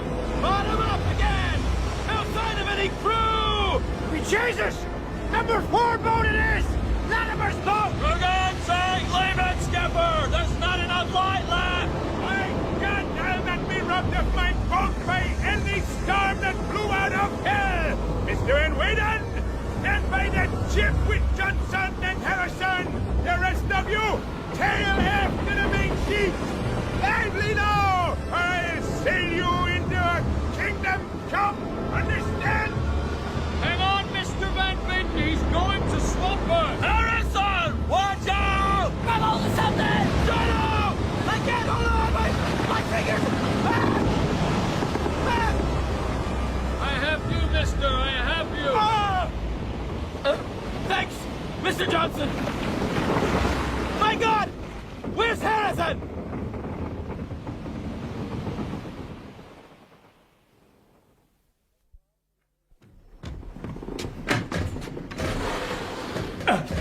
Come along, Mr. Van Weyden. You earned your hot coffee and hot tech. I'm afraid I can't hold a hot mug. My finger ends are split.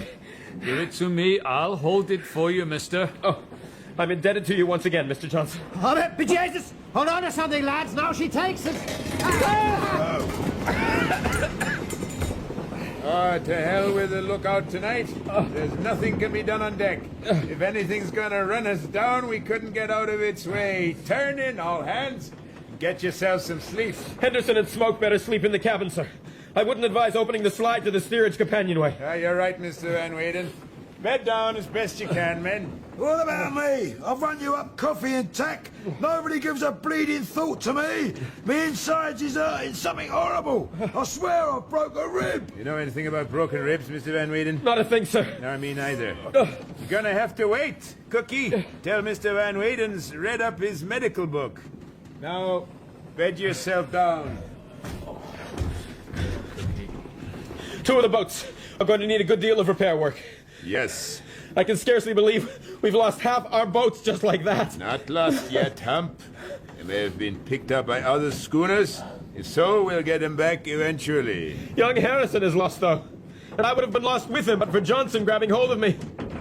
I don't think it's worth it. A broken boat for a young lad's life. But Harrison didn't amount to much. Good night.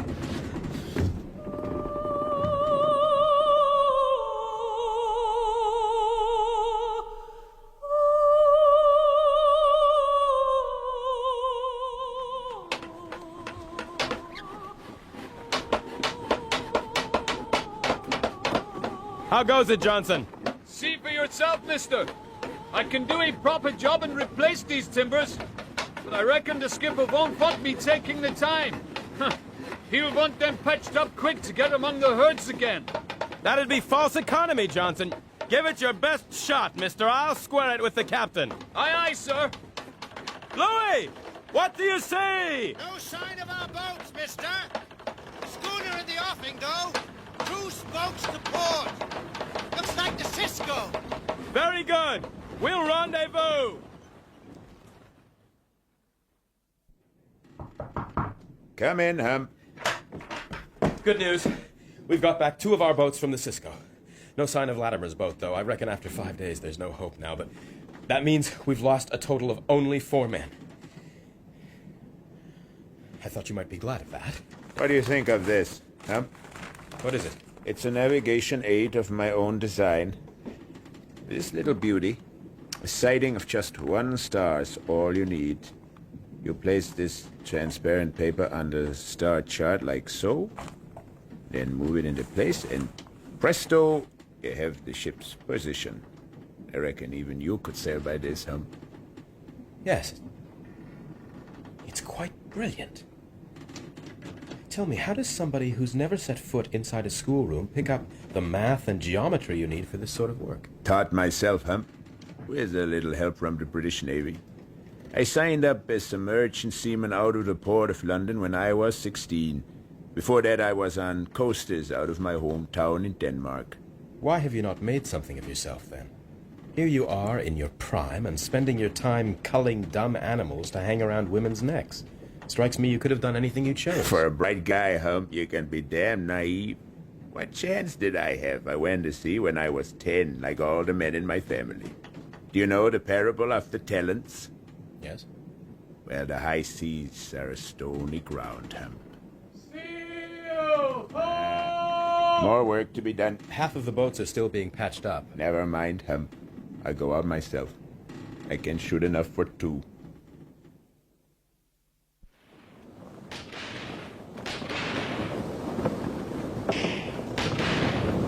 Number 2 boat coming home, Mr. Van Weyden. Thank you, Louis. Tack to starboard.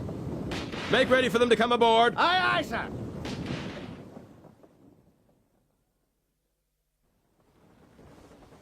A fine catch, Mr. Van Weyden. Yes, sir. Best yet. No, I don't want the men stood down when they've squared up the deck. Huh? You there, Fat Louis. Aye, skipper. How's the rheumatiz, mister? Giving me hell, sir. You hear that, Mr. Van Weyden? More weather on the way. I'd say so. How about you, Louis? I reckon we might see something afore morning, aye, sir. Oh, pull in some canvas before you turn in, Mr. Van Weyden. Aye, aye, sir.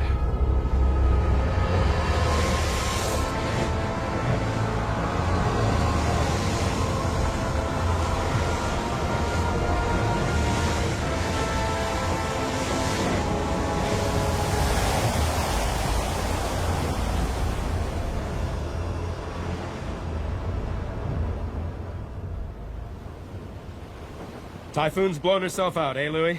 Do your old bones concur? Ah, sure, Mr. Van Weyden, I'm feeling mighty spry. Let's have all hands to heave to. Hey, Jesus, will you look at that? What is it, Louis? Put your spyglass 2 points in the east there and tell me if these old eyes of mine are seeing things. What?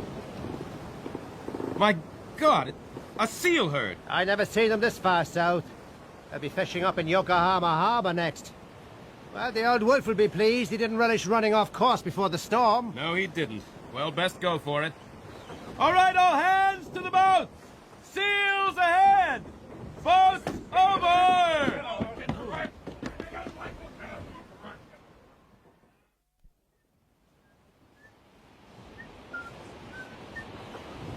That's all the pelt salted and stowed, Mr. Van Weyden. Thanks, Louis.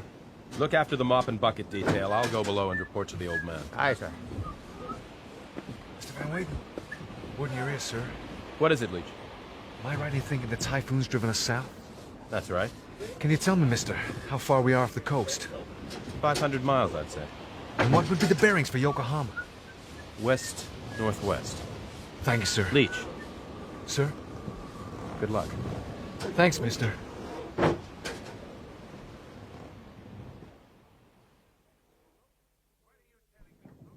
What are you telling me, Smoke? That they just stole away in the dark? Aye. They've taken number 3 boat and all the water breakers and grub boxes from the other boats. By God. And where the hell was the night watch? I'd say that was a question for your mate. Aye. Well, we'll see about that later. Come on, Smoke. I want 2 of your hunters at the mastheads with spyglasses. Johnson's some sailor, but he won't outrun me in one of them cockle shells.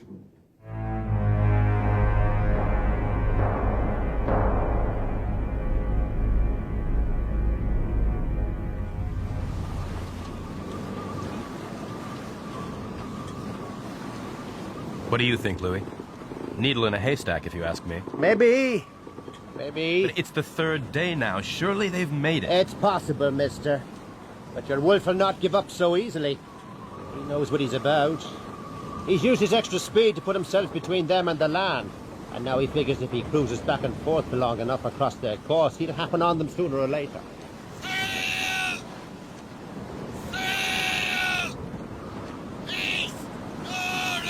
Damn! Mr. Van Weyden! Bear away! Jesus, there they are to leeward. With this breeze behind us, we'll be down on them within the hour. Let's make her run, Mr. Van Weyden! Aye, sir! God help you now, Leach and Johnson. And God help us all.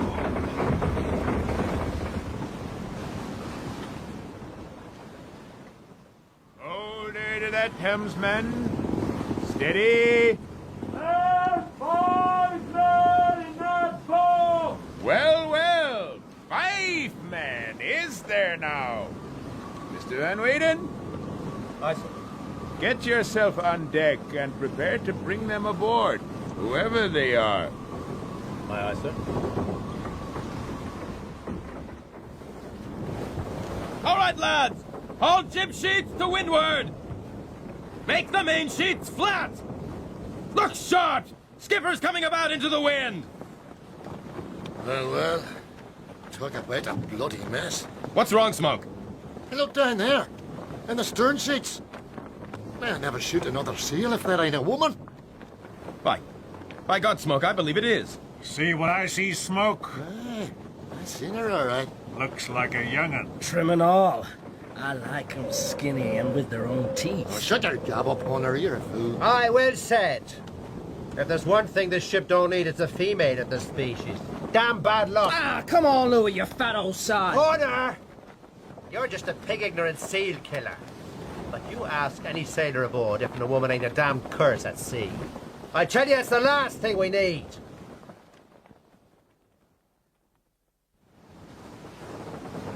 Mr. Van Weyden, carry the lady below and see to her comfort.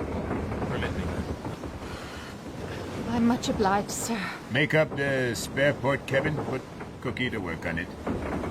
And see what you can do for her face. It's sunburned bad. Aye, aye, mister. Cast the boat adrift. Let's see these other survivors.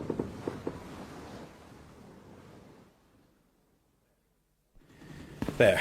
We'll make these quarters as comfortable as we can for you. No need to go to any great trouble. The men were looking for land at any moment this morning, and now, well, we should be in by night.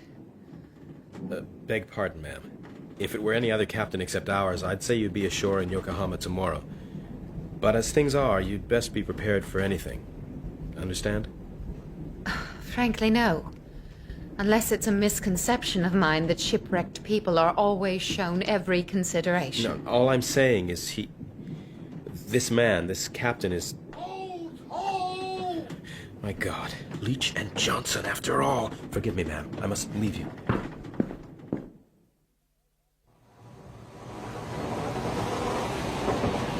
Break out your oilskins if I were you, Mr. Van Weyden. What are we in for, Louis? A healthy young slip of a gale from the breath of it, sir. With a splatter of rain just to wet our gills. Too bad we sighted them. They'd never have made the land, sir, I'm thinking. Think not. No, sir. Hear that? Aye. There's no eggshell will float on this sea an hour from now. A stroke of luck we're here to pick 'em up. Well, we've got ourselves 3 oilers and a 4th engineer, but we'll make sailors out of them, or boat pullers at any rate. Now, what of the lady? She'll be all right. What's her name, then? I don't know. Didn't ask her. She looked all in. I'm waiting to hear the news from you. What vessel was it? Mail steamer, the city of Tokyo. Old tub opened up from top to bottom in the typhoon. They were adrift 4 days. And you don't know who or what she is, eh? Maid, wife, or widow? No. Well, well. Now then, let's have a look at what headway Leach and Johnson are making. Oh, look there! Yeah, keep at that, helmsman! We're overhauling them about 2 to 1, I'd say. What do you intend doing with Leach and Johnson? Really? I don't know. You see, with all these additions, I've about all the crew I want. And they've about all the escaping they want, by the look of them. Why not give them a change of treatment? Take them aboard, and deal gently with them. Whatever they've done, they've been hounded into doing. By me? By you. And I give you warning, Wolf Larsen, that I may forget love of my own life in the desire to kill you if you go too far in punishing them. Bravo! You do me proud, Hump. You found your legs with a vengeance. You're quite an individual. You were unfortunate in having your life cast in easy places, but you're developing, and I like you the better for it. I don't care what you like. Just mind what I say. Hump, do you believe in promises? Are promises sacred to you? Of course. Of course! Then here's a compact. If I promise not to lay my hands on Leach and Johnson, will you promise in turn not to kill me? Oh, not that I'm afraid of you, you understand? Anyway, what do you say? Is it a go? Yes, it's a go. Good. Helmsman, keep off now. That's it, that's it. Come abreast. We're blanketing them, Hump. See, their canvas has dropped. They're coming close enough to spit it. Ahoy, Johnson! Take heart, man! Keep bailing, Leach! No, you've changed your mind. You want to come aboard, eh? Well then, just keep coming. Helmsman, hard up with that wheel. What are you doing? They can't catch us if we run before the wind. Come on, Johnson. You're the master sailor. Let's see you skip along. Skip, Johnson. Skip, skip.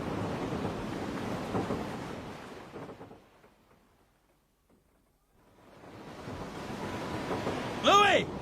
Look sharp, man! Lend a hand to take in the jib! I seen their eyes, mister. Jono and Leach. There's the fear of death at the hearts of them. Now he'll heave to in a little while and pick them up. He's giving them a lesson, that's all. You think so? Don't you? I think nothing but of my own skin these days. I should be back in Newfoundland sailing a fishing boat. Never mind this hell ship. Pretty mess that Frisco whiskey got me into, and a prettier mess that woman's got you into aft there. I've seen it all before, and I knows you for a blithering fool. What do you mean? Don't be asking me what I mean. You'd best be wondering what the wolf means. If trouble comes, will you stand by? Stand by? This fat old Louis, I'll stand by. And trouble enough it'll be. We're at the beginning of things, I'm telling you, the bare beginning of things. I hadn't thought you so great a coward. If I raise never a hand for those poor beggars that stirred in their cockle shell there, you think I'm hankering after a broken head for a woman I never laid eyes on before today? Mr. Van Weyden! Better get in those topsails! Aye, aye, sir! You see, I told you he'd put him out eventually! I hope you're right.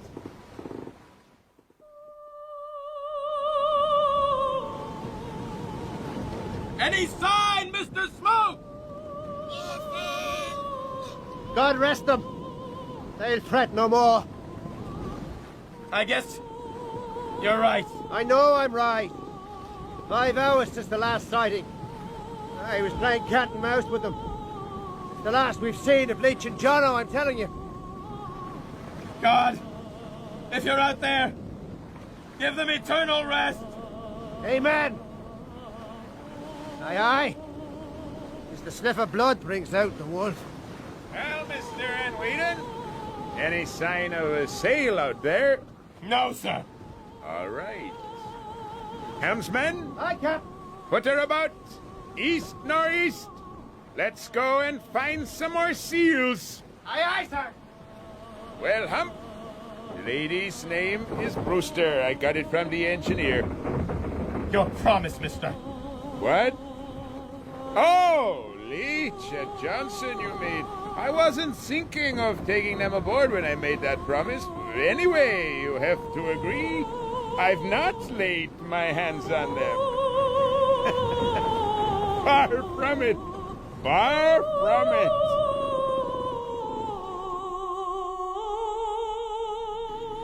More bread, man? Thank you. What about a spot more tea, man? Thank you, no. Give the lady some egg cookie. Quit your fussing. Aye, Captain. Fuss around me, cooking with that tea. All right, egg, pretty enough for you. So, Captain Larsen, and when shall we arrive at Yokohama? 4 months. 4 months. Possibly 3 if the season ends early. I thought... I was given to understand that Yokohama is only a day's sail away. You can't do this. It's not right. Not right. My, you sound like my mate here. Mr. Van Weyden's what you might call an authority on such things as rights. Now me, I'm only a sailor, and from where I'm sitting, your misfortune is certainly all right with me. Have you nothing to say, Mr. Mate? I say these situations unfortunate. Unfortunate. But since you were voyaging to Japan for your health, I can assure you that it'll improve nowhere better than right here aboard the Ghost. There speaks the voice of authority. You should have seen him when he came on board. A more scrawny, pitiful specimen of humanity you could hardly conceive of. And look at him now. True, he's not what you'd call muscular, but he has muscles, which is more than he had when he came aboard. Also, he has legs to stand on. You'd not think so to look at him, but he was quite unable to stand alone at first. I may have learnt to stand on my own legs, but I've yet to stamp upon others with them. Your education's only half completed, then. Might I be taken off by some passing vessel, perhaps? There'll be no passing vessels, except other sealing schooners. I have no change of clothes, nothing. You hardly realize, sir, that I'm not a man, or that I'm unaccustomed to the careless, vagrant life that you and your men seem to lead. Well, the sooner you get accustomed to it, the better. By the way, what do you do for a living? I beg your pardon? I mean no offense, believe me. People eat, therefore they must procure the wherewithal. These men here shoot seals in order to live. I sail this schooner. Mr. Van Weyden, for the present at any rate, earns his salty crop by assisting me. Now, what do you do? Do you feed yourself, or does someone else feed you? I'm afraid someone else has fed me most of my life. And I suppose someone else makes your bed for you? I have made beds. Very often? No, not very often. Do you know what they do to poor men in the States who, like you, don't work for their living? I'm very ignorant. What do they do to poor men like me? They send them to jail. The crime of not earning a living in their case is called vagrancy. If I were Mr. Van Weyden, who harps on questions of right and wrong, I'd ask by what right do you live when you do nothing to deserve living? But as you're not Mr. Van Weyden, I don't have to answer, do I? Have you ever earned $1 by your own labor? Yes, I have. Really? I remember my father giving me $1 once when I was a little girl for remaining absolutely quiet for 5 minutes. But that was a very long time ago, and you'd scarcely demand a little girl to earn her own living. At present, however, I make about $1,800 a year. Salary or piecework? Piecework. 1,800. That's $150 a month. Well, Miss Brewster, there's nothing small about the ghost. Consider yourself on salary during the time you remain with us. I forgot to inquire as to the nature of your occupation. What commodities do you turn out? What tools and materials do you require? Paper and ink. Oh, and a typewriter. You're Maud Brewster. How do you know? Aren't you? Yes, I am. I remember writing a review of a thin little volume. You're... Yes, I am. Humphrey Van Weyden. I'm so glad. I remember that review, too. Too flattering. No, not at all. Besides, mine wasn't the only one. All the other critics were with me. Didn't Lang include your kiss endured among the 4 supreme sonnets by women in the English language? You're very kind, I'm sure. Well, so you're Maud Brewster. And you are Humphrey Van Weyden.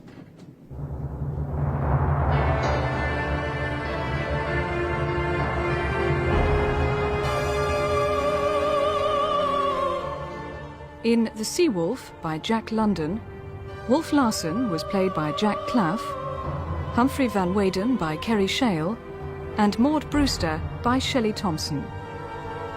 Mugridge was played by Ian Dury, Louis by Nigel Anthony, Johnson by Geoffrey Geer, Leach by Scott Farrell, and Smoke by Anthony Jackson. Other parts were played by Richard Pearce, Andrew Wincott, Terence Edmond, Norman Jones, Peter Penry Jones, and Clarence Smith. The Sea Wolf is adapted for radio in 4 parts by Ed Thomason. Original music was composed and played by Elizabeth Parker of the BBC Radiophonic Workshop. The Sea Wolf is directed by Adrian Bean.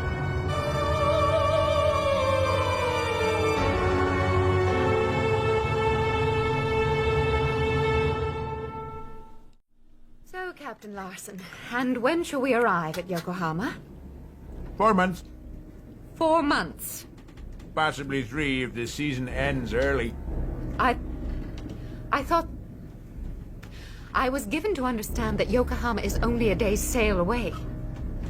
You can't do this. It's not right. Not right. My, you sound like my mate here.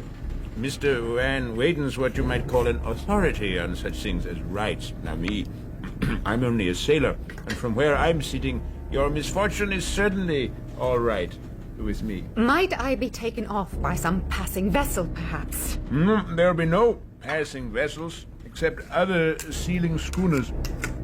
I have no change of clothes, nothing. You hardly realize, sir, that I'm not a man, or that I'm unaccustomed to the careless, vagrant life that you and your men seem to lead. Well, the sooner you get accustomed to it, the better. I forgot to inquire as to the nature of your occupation. What commodities do you turn out? What tools and materials do you require? Paper and ink. Oh, and a typewriter. You're Maud Brewster. How do you know? Aren't you? Yes, I am. I remember writing a review of a thin little volume. You're... Yes, I am. Humphrey Van Weyden. I'm so glad. I remember that review, too. Too flattering. No, not at all. Besides, mine wasn't the only one. All the other critics were with me. Didn't Lang include your kiss endured among the 4 supreme sonnets by women in the English language? You're very kind, I'm sure. Well, so you're Maud Brewster. And you are Humphrey Van Weyden.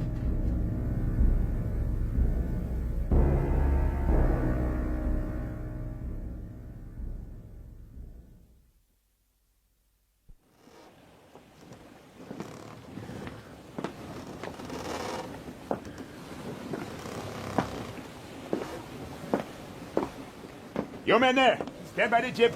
Louis, ready to put about when I give the word. Aye, sir. Morning, Mr. Van Weyden. Good of you to join us. Miss Brewster keep you talking late, did she? After all this time, a taste of civilized company does go to the head. I just remember that after the champagne comes the hangover. It seems to me you're the one with the sore head. Maybe you're sickening again. Don't you ever mention that, do you hear? I'm never sick. That head pain was a fluke, a one-off. Well, I can see that you're on the rampage, mister, whatever the cause. So let me just point out that I was on deck at daybreak. The watch was in place and awake. All canvas was tightened up as soon as the dew burnt off, sir. Very good, Mr. Van Weyden. You're the model mate. But I've other fish to fry. Be so good as to call Cookie on deck. Aye, aye, sir. Mr. Mugridge! On deck, sharp! Fine day for a dip, eh, Cookie? How do you mean, sir? You know damn well what I mean, man. I gave you fair warning. I told you to clean up that galley. I told you to change your shirt regular. I have changed it, sir. Shut your mouth, you scumbag. I've given you warning, and now you must take your medicine. You there, Kelly? Bring out a bowline. Oh, go! Get off!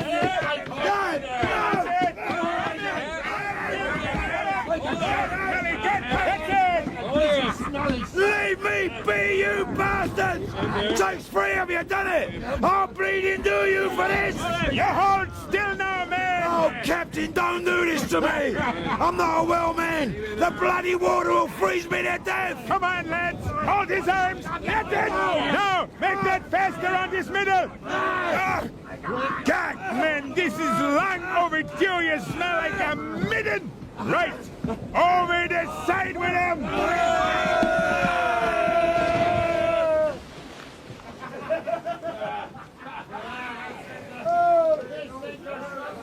Good morning, Miss Brewster. Good morning. What's going on? It sounds like a football game. I'm afraid Larsen didn't like our cutting him from the conversation last night. He's taking out his umbrage on the cook. Oh, goodness, is that the man in the water? Yes. Larsen's teaching him a lesson in personal cleanliness. Shark! Oh! Where to starboard, Mr. Van Weyden? I see it, Louis! Shark! Shark! Shark!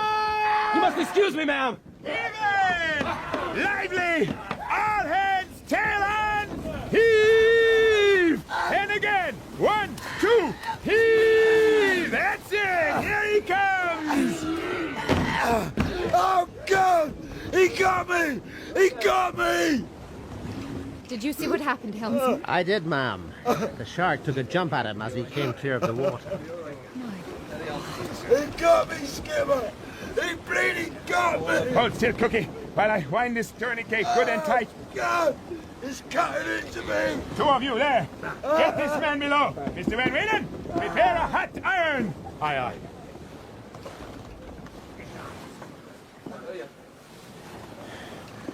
Man play, Miss Brewster. Rougher than what you might be used to, I suppose. Is that man all right? He'll survive. I didn't reckon on the shark. It was what you might call providence. He was a lousy cook anyway.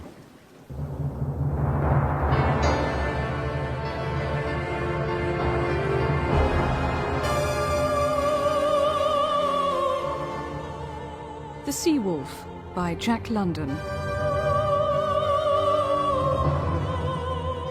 Starring Jack Claff as Wolf Larsen, Kerry Shale as Humphrey Van Weyden, and Shelley Thompson as Maud Brewster. Episode 3.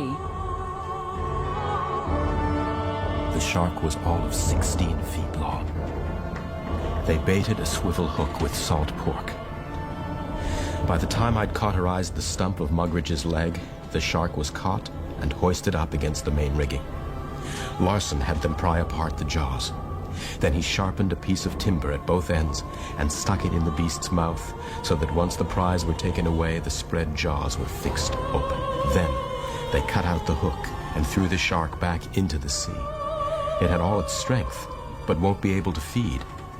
It will starve to death, slowly. I dwell on these details, Miss Brewster, because I want you to be absolutely clear about what sort of man controls this ship. I think I'm clear about Larsen. I'm wondering about you, Mr. Van Weyden. What do you mean? Mr. Haskins, the engineer who was saved with me, tells me that the day we were rescued, 2 men weren't so lucky. Larsen refused to pick them up. They were left to fend for themselves in a small boat, deliberately left to drown. They were murdered. Yes, that's true. And you permitted it. I was unable to prevent it. But you tried to prevent it? I wish I could say that I had. But why didn't you? Miss Brewster, you don't yet understand the laws of this strange floating world you've been thrust into. I mean, what would you advise? That I should take a knife or a gun or an axe and kill Larsen? No, of course I'm then not. What should I do? Kill myself? Violence isn't the only way. There's such a thing as moral courage, and moral courage is never without effect. Ah, I should let him kill me. Oh, I see. That's not what Forgive me, ma'am, but the men who died were my shipmates. One of them wasn't much more than a lad of 19 or so, and he had moral courage in spades. So had the other man, if it comes to that. Not only did it not stand them in good stead, it actually helped destroy them. You've got to understand, I've only survived this long because of Wolf Larsen's whim. I'm a slave on this ship, and now so are you. Surely You'll never beat this man at his own game. Believe me, your only chance is to play along with him. Play along with a murderer. Come now, Miss Brewster, forgive me for being blunt, but I might not get another chance to talk to you alone. I can tell you've been used to, what shall I call it, managing people with your eyes, letting your own moral courage shine out. Mr. Van Weyden, you're impertinent. Please don't take offense where none is intended. There really isn't time. I'm talking about survival here. Don't try it with Larsen. Miss Brewster, we might just make it if we agree to work together. We have to be allies, but we mustn't let him know that we are. What do you intend to do? I don't know yet, but I know what you mustn't do. Don't cross him in any way. Smile and be friendly, no matter how repulsive it may be. What are you suggesting I do? Play the little woman? Perhaps I should apply for the cook's position. No, not at all. Talk to him about your work. My writing? Yes, strange as it may seem, he likes to talk about philosophy and literature. He keeps quite a library in his quarters. You'll find him an attentive listener, and no fool. Boil up some tea and bring it to my cabin. Aye, sir. But if you attempt, in any way at all, to take him on, he'll treat you exactly as he did that shark. I've always been proud of the fact that I discovered him. Miss Brewster. Captain. Don't let me interrupt. Hump. We were just chatting about Harris, his poem, The Forge. You see, the editors were afraid of him, Miss Brewster, and the publishers didn't want to know, but that all changed after he published The Forge. And wasn't it a newspaper poem? Yes, it did happen to surface first in a newspaper. I remember The Forge, full of pretty sentiments and an almighty faith in human illusions. By the way, Mr. Van Weyden, you better look in on Cookie. He's complaining and restless. Aye, aye, sir. Well, we'll continue this another time, Miss Brewster. I hope you'll give my views some consideration. Au revoir, Mr. Van Weyden. Well, ma'am, you seem lively enough in spite of your ordeal. I've a strong constitution, sir. Good. You'll need it. Though you look as if a fresh breeze would break you in half. Looks can be deceptive, Captain Larsen.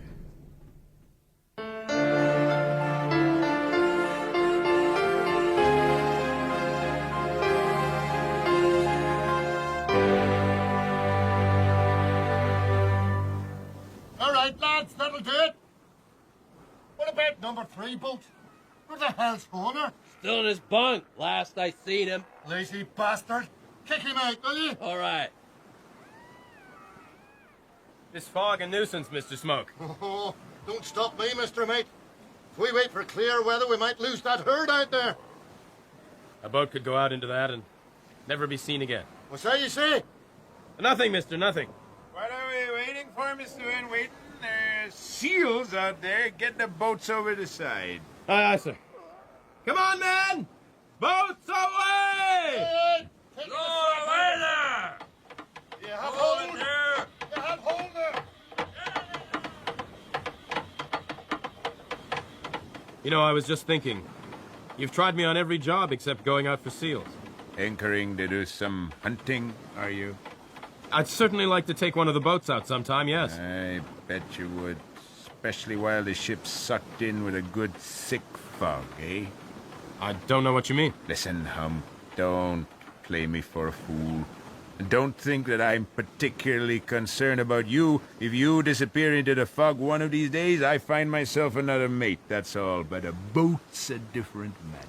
A boat's meat and potatoes to me. It's my livelihood, mister. Understand? Nobody takes away my living without I make them pay, all right? So no more talk of taking yourself out in a boat. Get yourself forward and let's put those hunters to work. There's money to be made.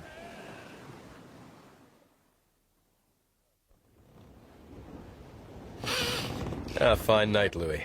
Aye. It's a fair westerly. I'll take a turn about the deck. Mr. Van Weyden. Huh? I didn't see you there, Miss Brewster. It's other eyes I'm avoiding. Are you all right? Mr. Van Weyden, I was wrong to judge you the way I did at first. Oh, please, it doesn't matter. No. I spoke to you like a schoolma'am, and I'm sorry. It's a fault of mine, I'm afraid. You weren't to know. Mr. Van Weyden, can I confide in you? Of course. What is it? I've always thought of myself as a strong person. But after 1 week in the presence of that man, I feel as vulnerable as a child. You were right about his talk. He wouldn't be out of place in any salon as far as his conversation goes. But his eyes are something else. He all but devours one with his eyes. It's a most unnerving sensation. I tell you, Mr. Van Weyden, I've never been so frightened of another human being since I was a child. It does not show, I can assure you. You're doing wonderfully well. Don't forget, you have an ally. I'll do what I can to deflect him from you. All will come right, Miss Brewster. I hope so. Trust me, it will come right. Why not try to rest now? There'll not be much sleep to be had at daybreak when the boats go over the side. Yes, I will. Thank you, Mr. Van Weyden. Good night, Miss Brewster. Good night.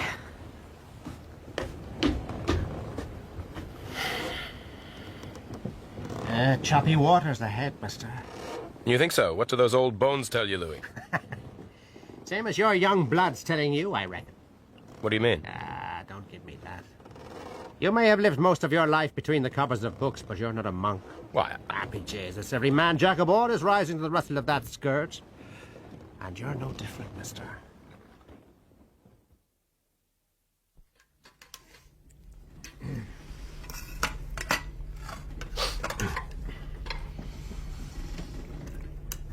Well, I must say the chow's improved since Cookie's been confined to his bunk. It's an ill wind, eh, Mr. Van Weyden? I'll convey your compliments to the galley, sir. Will you have some more potatoes, Mel? Thank you. I like to see a woman eat well. Eh, Horner? Aye, aye. Appetite is healthy. Eh, man? I suppose so. Yeah. You eat hearty. Fatten yourself up. There's too many females with so much skin and bone. Old Smoke like something to get a bit of purchase on, eh, Smoke? Shut your mouth. Mr. Van Weyden? Sir? Give orders to the galley from now on. The hunters will take meals in their own quarters. Anything to say about that, Smoke? Hunters is men to sit at the captain's table. Shut your mouth, Latimer. What's that, Skipper? I asked you if you had anything to say. About what? Oh, nothing. I just thought you might want to register a kick. About what? Steamer! How's it bear? Dead astern, sir! A steamer? Maybe it's a Russian patrol boat. We haven't been poaching in Russian waters by any chance, have we, Skipper? Why, that's safe. No salt mines this time, Smoke. But I tell you what, I'll lay 5 to 1 it's the Macedonia. And if it is, I'll give you 10 to 1 there's trouble breezing up. No, thanks. I don't mind losing my money, but I like to get a run for it at least. Never was a time there wasn't trouble when you and that brother of yours got together. And I'll lay 20 to 1 on that. Yeah, well, let's go and take a look.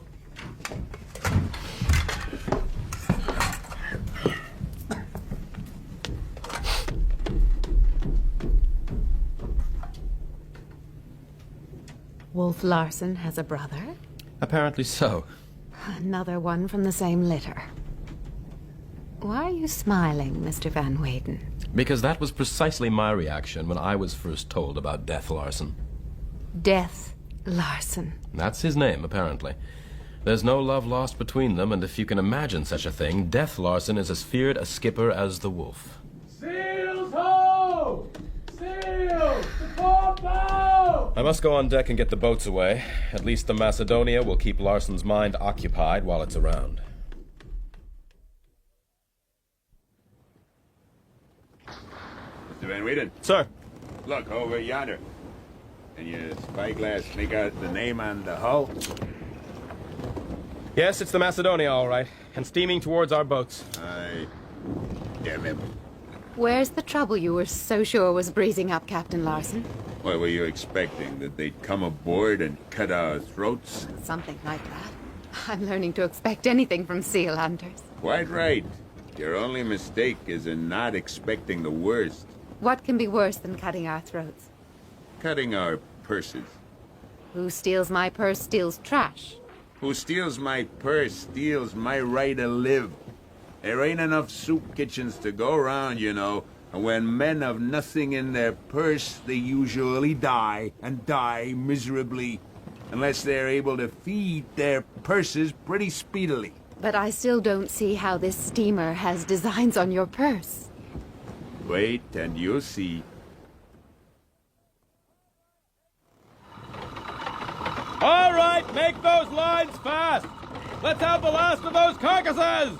Look sharp. Did you see that, Mr. Van Weyden? 14 boats that bastard put down! 14 bastard! You robbed us. Did the skipper see? You bet, mister. He watched it all through the spyglass. They cut us right off from the herd. Left us with about 3 frigging miles to work on. Damn these Larsens. There ought to be a law. That was the best day's picking so far. Why, those seals will line about thick as a carpet. And then Death Larsen steams right through the big bastard and drops his bunks between us and the herd. There were 14 to our 5. What can we do? We did the best we could. Listen to them. What do you make of it, Miss Brewster? Do you hear any high ideas? Do you hear them harping on the good, the beautiful, the true? Their innate sense of right has been violated. I can see you pay your subs to the same club as Mr. Van Weyden there. You're a sentimentalist. It's nothing to do with their innate sense of right. They don't want right. They want good grub and soft beds when they get ashore. They want their women and their drink. And to get them, they need a handsome payday. You hardly behave as if your purse has been hit. Don't you believe it? At the current price of seal pelts in the London market, the Macedonia has robbed me of about $1,500 worth. But you speak so calmly. I'm not feeling calm, I assure you. I've been waylaid and I could kill the man who's done it. Your own brother. Yes. Miss Brewster, if I had him here now within my arm's reach, I'd break his neck and good riddance, brother or no brother. I don't believe you. Of course you don't. You're a sentimentalist, a dreamer. You look for good in everything, and because you want to find it, you do. Ah, Hump! What about you? You find any good in me? In a way. Oh, yes? What way's that? Well, aesthetically, I guess. There's a bearing about you that's good to look at. But that ignores the inner man. You have a potential for good within you. Within me? Where? Anatomize me, if you will, and lay out my potential for good. Your words are empty to me. There's nothing clear and sharp about the thought you've expressed. You can't pick it up in your 2 hands and look at it, and I'll tell you why. Because it's not a thought. It's a feeling, a sentiment, an illusion. Well, Well.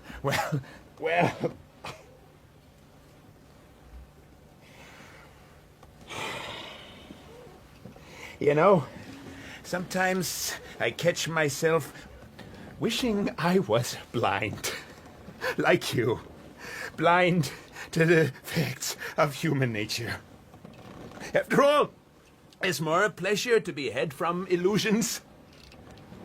Sometimes I feel like a sober man looking at drunks and wishing he was drunk too. Or like a wise man looking at fools. Yes. You're a blessed, bankrupt pair of fools.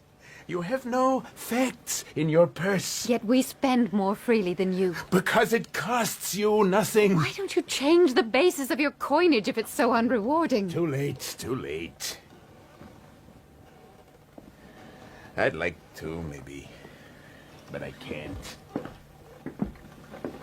Well, well. It's a bleak way of thinking. Even Wolf Larsen must howl at the moon sometimes. Do I detect a note of sympathy? Oh, I have the same sympathy for him as I do for any wild animal.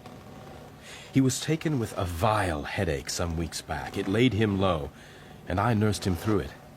It really was like having a dumb animal on my hands. He was totally helpless, totally dependent on me. But it was only an interlude. Oh, God help the man who's put him in this mood tonight. The brother. Oh, yes. But surely with the Macedonia, with all her steam power, I mean, Death Larsen can do as he pleases. If he were up against anybody else, I'd agree. But there's nothing so dangerous as a wounded wolf.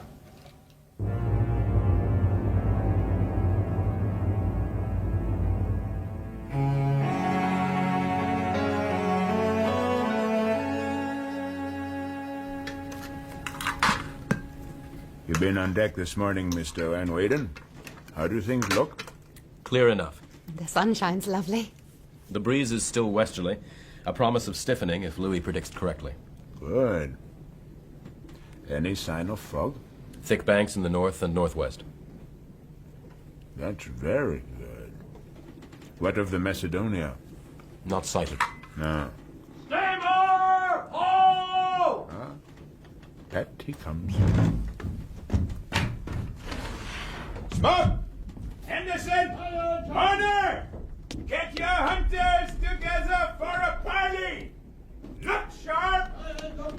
He seems in high good humor. Yes, I fear he is. I'll go and see to the boats. Come up in a little while. That way you can see what happens and I can keep an eye out for you. Lower away, lad! Let's go put ourselves some figures. Good hunting, Smoke! What's up? Never mind what's up, Mr. Van Weyden. You won't be 1,000 years in finding out, and in the meantime, just pray for plenty of wind. Oh, well, I don't mind telling you. I'm gonna give that brother of mine a taste of his own medicine. Play the hog myself. And not just for one day, for the rest of the season if we're in luck. And if we're not? Not to be considered. We simply must be in luck, or it's all up with us. Anyway, leave me to it, and go forward to your sick patient.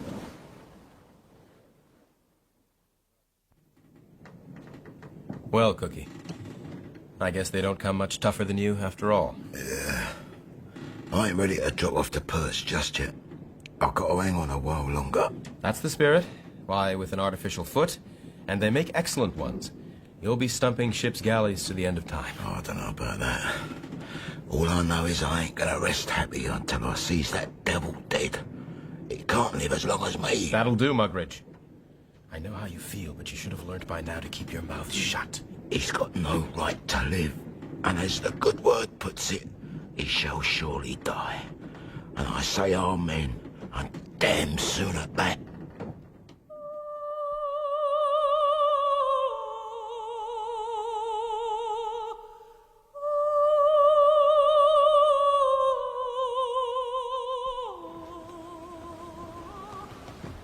Well, Mr. Van Weyden, the captain seems mightily preoccupied, but through my landlubber's eyes, I can't for the life of me see anything untoward. Step up here and look through the spyglass, Miss Brewster. There are things to be seen, all right. You see there, those are our boats. Yes, I see them quite clearly. Why, I can even make out Mr. Smoke's tattoos. Now, look ahead of ours. Yes, more boats. Yes, those are the Macedonia's boats, hogging the catch again. But as I said yesterday, I don't see what Larsen can do against all that steam power. Well, I think I have an idea. Give me the glass a moment. Yes. Now, take another look at Smoke's boat. Yes, I have him. That gun he has across his knees is a rifle. What about it? Don't they shoot the seals with rifles? No, a seal shot at long range with a rifle invariably sinks before you can get to it. I fear Smoke has other targets in mind. You see the way the Macedonia's weather boats, those 5 over yonder, the furthest from the Macedonia itself, are being pushed away from the other boats in their line. Yes. They seem to be coming dead ahead of us. Now you have it, Miss Brewster. Mr. Van Weyden? Sir! Stand by to back over the chips. We're going visiting. Aye, aye, sir.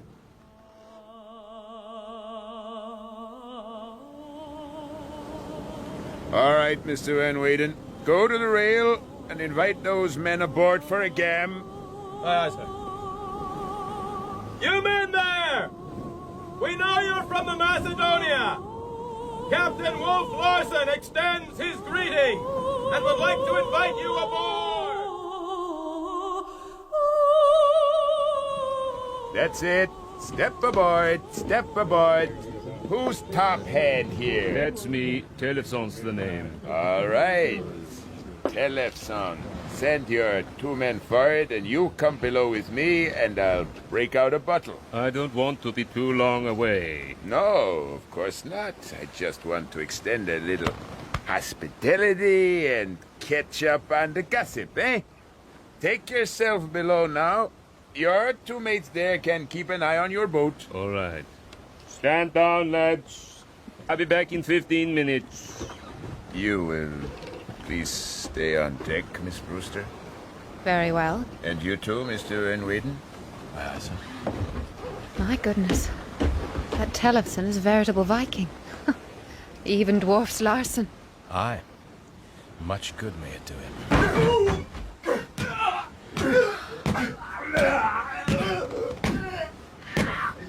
That, Miss Brewster, is the sacredness of our hospitalitas. Perhaps it might be better if you went forward, say by the steerage companionway till this is all over. I'll be all right. Don't forget that whatever part I take in what's to come, I do it because I have to if we are ever to get out of this. I understand. Mr. Van Weyden? Sir. Go forward and tell those 2 men to hoist in their boat. The hunters decided to stay aboard a while. Aye, aye, sir. All right, you men!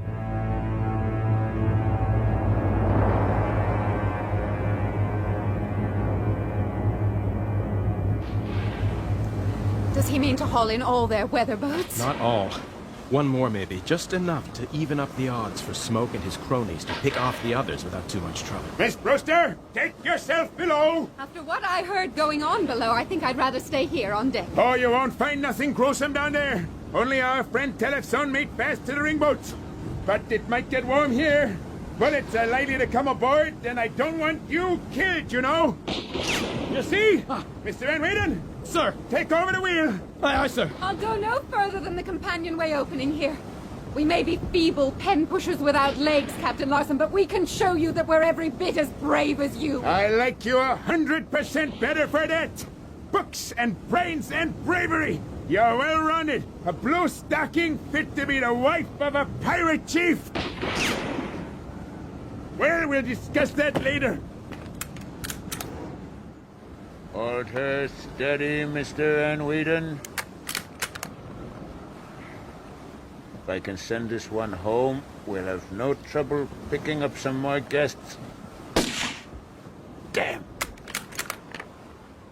Bring her in a little closer, Mr. Van Weyden. I guess that'll fix them. You shot that man. Don't worry, Miss Brewster. He was only the boat steerer. I couldn't afford to let the hunter have it, and I'm hoping the boat puller doesn't know how to steer, in which case the hunter can't shoot and steer at the same time. Take another look through your spyglass and see if I'm right. Man has certainly dropped his rifle and has taken the helm. Good. Mr. Van Weyden, keep her steady at that. I'll throw them a line. Aye, aye, sir. Why? I'm sure I saw the man move. He's not dead. No, ma'am, not with a shoulder wound. He ain't. Nothing serious. Mr. Van Weyden will pull him round in 2 or 3 weeks. Oh, no. What is it, Miss Brewster? Just there. Beyond this next boat, there's another one. That's Smoke and Horner's work. You won't be pulling any of those men round, Hump. I told Smoke we wanted live men, not carcasses, damn it, but... That's the joy of shooting to hit. It's the most compelling thing once you've learned how to shoot. Ever experienced it? No, sir. God. You don't live. Well, we pick up this boat with a wing steerer, and then we'll head on into the bunch. Sounds as though the shooting's over anyway. They have a pretty full crew in spite of Smoke and Horner killing those 3 beggars. You intend to hijack these boats? I don't intend to, ma'am. I'm doing it. Skipper! Steamer there, due northeast. Yes, I've been watching it. How far would you say to the fog bank yonder, mister? 7 or 8 miles. Yeah. Nearer 10, I'd say. But we'll make it, I think. That steamer's getting nearer. Oh, sure. You can bet your life he's tweaked our little game, and it's just humping for us. I'll beat you out, though, brother mine. I'll beat you out. And I wish you no worse than that you rack your engines into scrap. Hoist her in! Close the line! Heave! Heave! Here she comes. Steady. Swing in that tackle there! All right, Horner, Anderson. All right. Take them prisoners to the forecastle. All right, come on, move your butts. This ain't no pleasure cruise. Let's have that boat to port sharp, mister! Let off those sheets there! Stand by to get underway! Mr. Van Weyden? Sir? This is the last of the boats coming aboard! As soon as she's clear of the water, let's make headway! Yes, sir!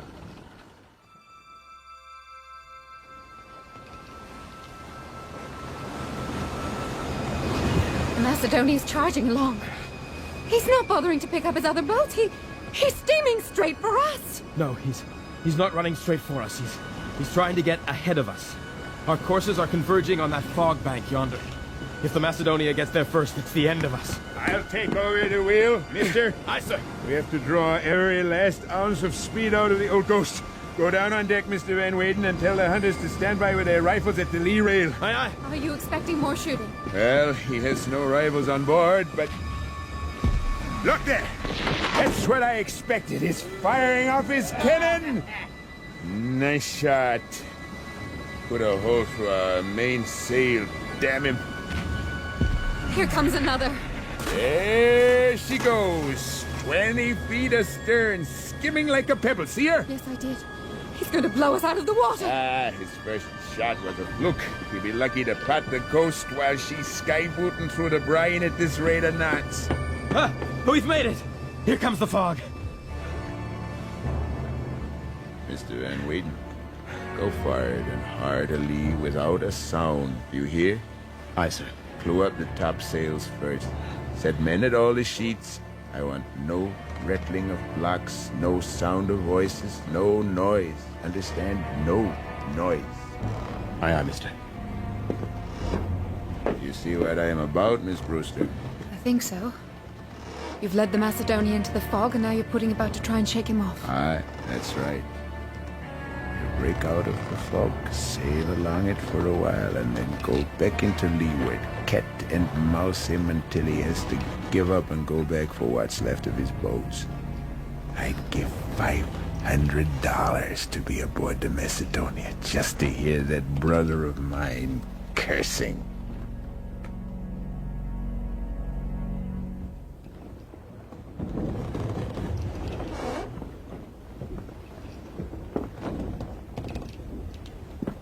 All the watches are set, mister. Thank you, Mr. Van Weyden. Keep this course, helmsman. Aye, Skipper. We won't do any lingering tonight. You think we've lost him? Oh, sure. Listen, we must make the newcomers welcome. Serve out plenty of whiskey to the hunters and see that a few bottles slip forward. I bet you any money every man Jack at him is over the side tomorrow, hunting for Wolf Larsen as contentedly as ever they hunted for Death Larsen. You don't think they'll make a run for it? Try to get back to the Macedonia? Not as long as our hunters have any say in the matter. I promised Smoke and his men $1 a skin for all the skins shot by the new hunters. Why else do you think everybody pulled so hard to get it today to get them boats aboard and outfox in Macedonia? Oh no, there won't be any escaping. And come on, man. Break out the whiskey. Drink up, comrades! More of this, Tellefson, and you won't feel them bruises the wolf gave you. Your skipper's an animal. Hey, he's your skipper now. No way. You'd better believe it, old comrade. Yeah, you're working for the wolf now. Larsen won't get away with it. He can't outrun the Macedonia forever. Death Larsen will break his back for this. Don't hold your breath on that one, Tellefson. Nobody breaks the wolf. Yeah, so don't go getting any ideas. Skipper's been easy on you so far. That's right. In Hakadardi 2 years ago, I seen him kill a man bigger than you, Tellefson. This guy was a giant. And the wolf killed him, ditto, with one punch of his fist. Guy's head smashed like an egg. Yeah. Skipper don't care what he does, who he does it to. Hey, tell about that time with them Jap Smoke. Remember Kura Island? Yeah. We put into Cure Island one time. And aboard comes the governor and the chief of police. And they brings their little wee wives with them. Pretty little bits of things like you see painted on fans. Yeah, that's right. So, we're just getting underway and blow me if the little Jap husbands don't get left astern in the sand. Kind of like it was an accident, see? And them little gals didn't get put ashore until a week later.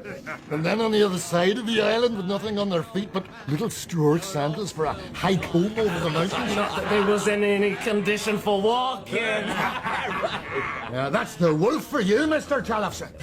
Sounds like some of the hooch has gone forward. Yeah, come on now. Got some catching up to do.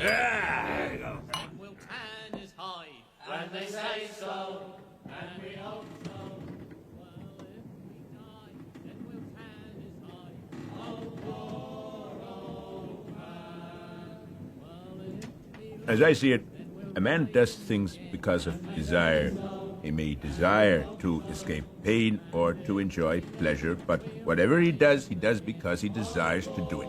Suppose he desires to do two opposite things, neither of which will permit him to do the other. The very thing I was coming to. Now, Mr. Van Weyden, how goes it? Well, I think you, me, and Louis are the only sober men aboard. You've let loose a positive Saturnalia, which is no doubt what you intended. And how are the wounded? Drunk as well, and shrieking curses on your head. No, so tell me something new. Well, forget all that. Join us, Mr. Van Weyden. Miss Brewster is challenging my notion that man is motivated only by desire. When the conflict comes between two mutually excluding desires, that's precisely when the soul of a man becomes manifest. A good soul will desire and do the good action. And the contrary if it's a bad soul. It's the soul that decides. There's a nonsense. It's the desire decides. A man wants to get drunk, all right? But suppose he also doesn't want to get drunk. What does he do? He simply obeys the strongest desire, that's all. He's a puppet of his desire. If the desire to stay sober prevails, it's because that's got the strongest pull. I say you're both talking bilge. Why are we now? You're hair-splitting. You deny the soul. No, I do not. Show it to me, then. You've already done that, but you don't realize it. Why don't I realize? That a man's soul is his desires. Oh, come now, sir. Or if you will, the sum of his desires is his soul. Bosh! You're simply playing with words. Easy, will you? What's the matter, Louis? The fog's breaking up. It is the port light of a steamer that's crossing our bow this blessed minute. Come on, quickly. Louis, get yourself fired fast as you can and close the forecastle scuttle. Aye, aye. Mr. Van Weyden, you hold the steerage, slide over the rest of the deck. Drunk and clamor. Shout, man. Aye, aye, mister. Not a sound as you go.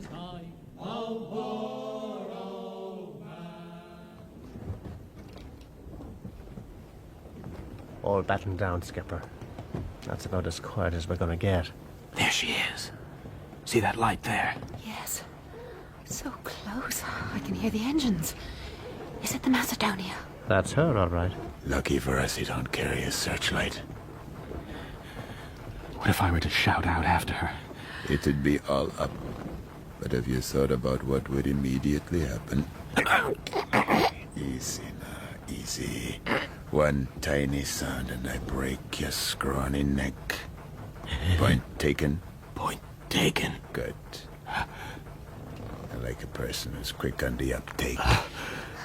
What if I shouted out? Would you break my neck too? No, I wouldn't do that. I like you too well to hurt you. Don't do it, though, just the same, because then I wouldn't hesitate to kill Mr. Van Weyden. In that case, she has my permission to yell as loud as she can. How about it, Miss Brewster? Care to sacrifice the Dean-elect of American letters? Go ahead, scream if you want. Too late. Look, the fog has swallowed up the Macedonia again. Ah. So it is. Oh well. Mr. Van Weyden, I do believe you're quite pale. Come along. Let's finish supper. We'll not let Death Larsen cheat us of more talk. He can't succeed. He will succeed. He couldn't succeed. He was the fall guy. As it were. His was the lost cause. Exactly. He led a lost cause and he wasn't afraid of God's thunderbolts. Hurled into hell, he was unbidden. Unbowed, he was a free spirit. To serve was to suffocate. He stood on his own legs. He was an individual. The first anarchist.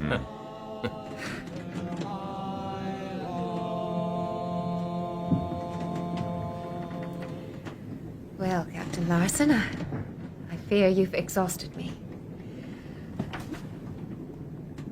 I must say goodnight. Well then, it's good to be an anarchist. Here, at least we shall be free. The Almighty has not built here for his envy, will not drive us hence. Better to reign in hell than serve in heaven. You're a born Lucifer, Captain. Bravo.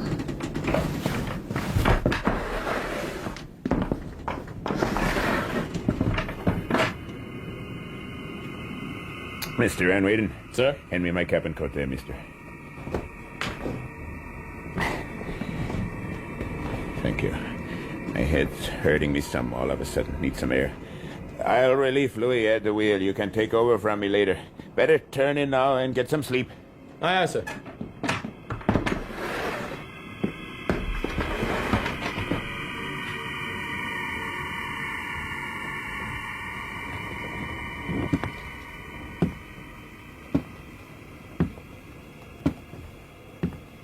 All clear now, sir.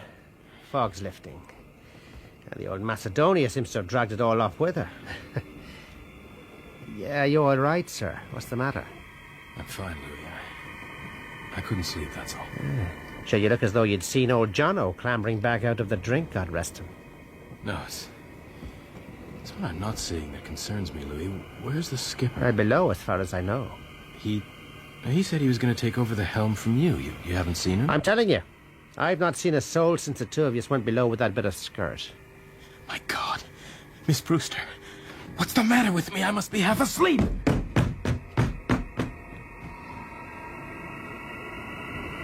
That's it. Squirm. My God, you were built to squirm. I've got you and I won't let go. You don't fool me. You've been giving me the command since we took you aboard. That book chat's all very well, but your eyes give you away, girl. I fascinate you, don't I? Never been so close to a real man, have you? You want me? Admit it. Okay. You want to squirm around some first, eh? That's okay. I like that. Like to feel that little body G'd up to full stretch. But I'm gonna break you, girl. Larsen! Let her go! Let her go! Keep out of this hump if you know what's good for you! I warn you, Larsen. I have a knife. Wait! Mr. Van Weyden, wait! And where? You'll never humiliate me again! Mister, for God's sake! Please, don't, for my sake! I'll kill it for your sake! Put up the knife, please, don't you see? What? Something's happened to him. He let me go before you stabbed him. Van Weyden, where are you? Here I am. What's the matter with you? Help me to a seat. We'll both help. Wait! He's not to be trusted. For pity's sake. A sick man. Help. Very sick man. Come on. Help him into this chair. Oh, I'm sick man. What's the matter? What can we do for you? Where are you? I'm here. Don't want that slut near me. I must make it to my bunk. Lend a hand, will you? I'll be all right in a little while. This damn headache. I've been waiting for something like this. I had a feeling I don't know what I'm talking about.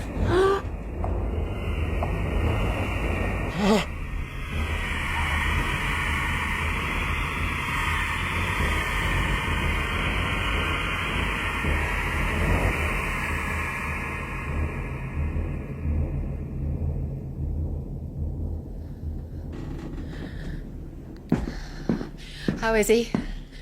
Has he lost much blood? The knife wound is only a scratch. What's happened to him then? Do you think it's some sort of a stroke? I don't know. Possibly. He's had these headache attacks before. They can be quite bad for days at a time, but I've never seen him like this. He's unnerved, frightened. For the first time in his life, I shouldn't wonder. Yes, quite. It was so odd. One minute it was like being in the grip of a grizzly, and then he let me go and staggered away. It's awful to see such a pitiful transformation in a man like that. Your sympathy is admirable, Miss Brewster. But in the meantime, we have been dealt an opportunity here. What do you mean? Well, Larsen is down. The ship's company is insensible. We must take advantage. Come on. Tread quietly. Wait for me at the top of the companionway steps until I give you the nod.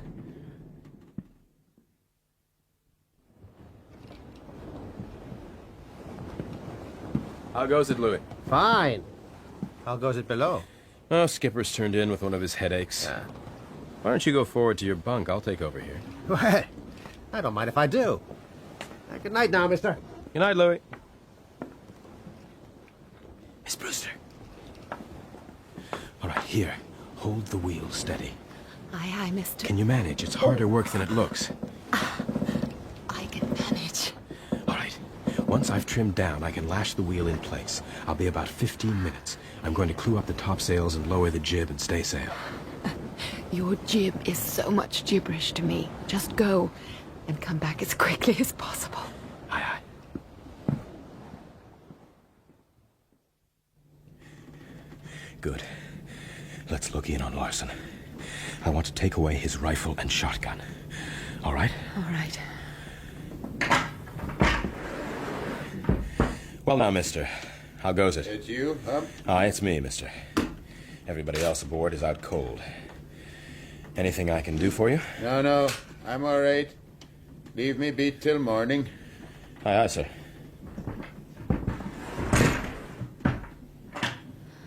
Goodbye, Lucifer. Now, Miss Brewster, are you up to some more manual work? What do you have in mind? We must go to the lazarette store and take away as much tinned stuff and such like as we can load into one of the boats. You'll trust me, won't you, for a journey of some 600 miles? The both of us, you mean? Yes, I mean just that. After tonight, there's nothing left for us but the open boat. Oh, that's certainly true for me.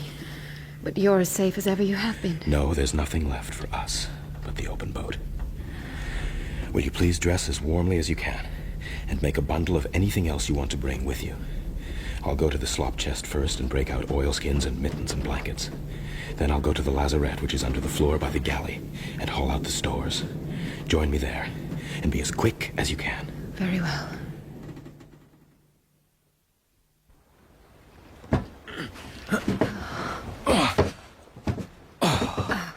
Well, that's all she'll take, I reckon.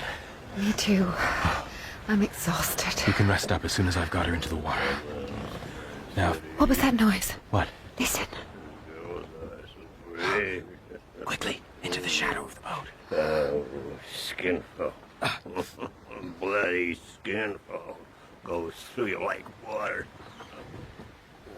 Did he see us? What's he doing? Better not look, man. Oh, come on, before you piss your pants. Oh. That's good. That's good. Oh, it's a fine night. Fine night. In Dublin's fair city, the gals are pretty. Oh, really? At least he was downwind. Now come on. We must get the boat over the side.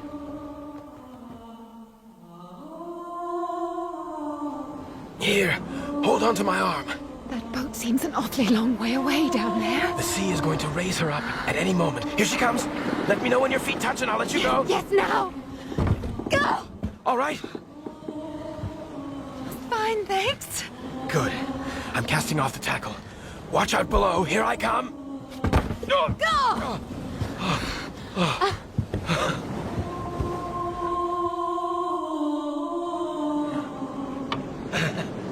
There. We're clear of that hell ship at last. We've made it. Japan lies straight before us. Humphrey Van Weyden, you are a brave man. Oh, nay. It's you who are a brave woman.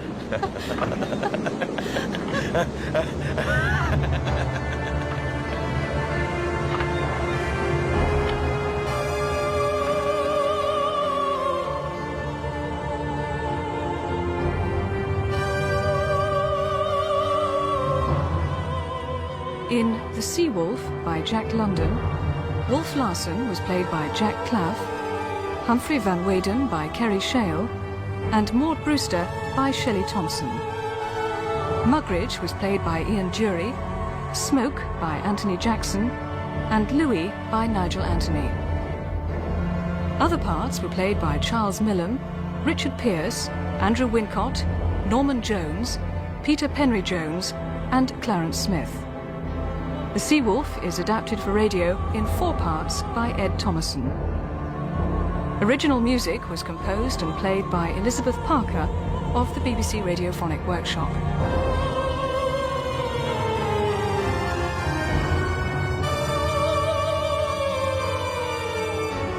The Sea Wolf is directed by Adrian Bean.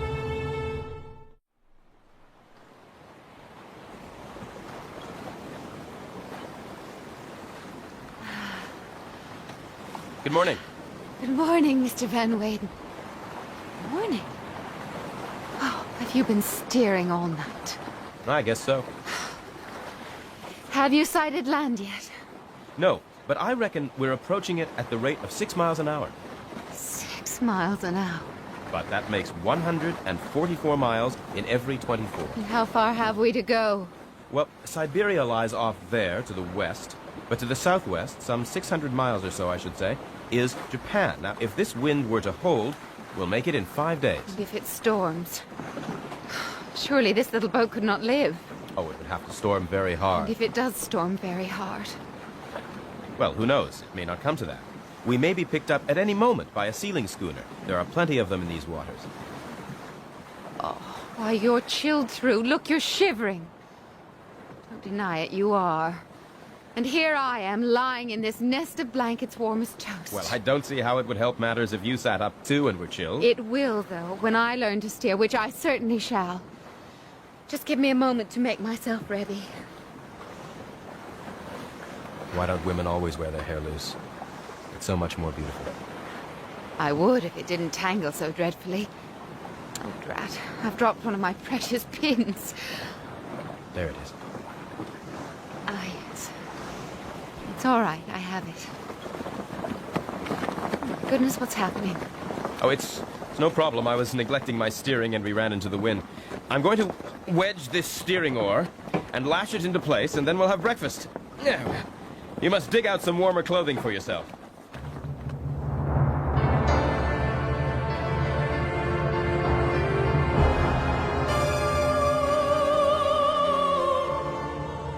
The Sea Wolf by Jack London.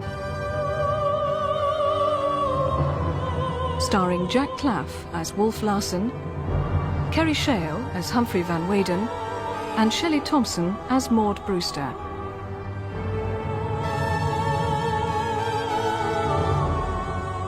Episode 4.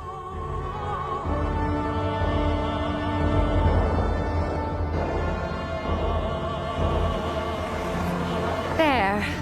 A buttered biscuit for you. How about this can of tongue? Oh, perfect. No coffee, I'm afraid. What wouldn't I give for a steaming cup of Java? There'll be nothing hot till we've made land somewhere, somehow. Yeah, at least we have lots of fresh water. I took the water breakers from all the other boats aboard the Ghost. There. A slice of tongue for your biscuit. Thank you. It does very well, your steering device. To my landlubber's eyes, anyway. No, it'll only serve while we're sailing by the wind. With the wind astern, say, or on the quarter, I'll have to steer. Oh, I don't understand the technicalities, but I can see what the upshot is, and I don't like it. You can't steer night and day, so as soon as we've finished breakfast, I want my first lesson, and then you shall lie down and sleep. We'll stand watches, just as they do on ships. I don't know if I can teach you. I'm only just learning myself. Then we'll learn together, sir. And since you've had a night's start, you can teach me what you've learned so far. But first, let's eat. More of that tongue, please. My. This air brings on the appetite.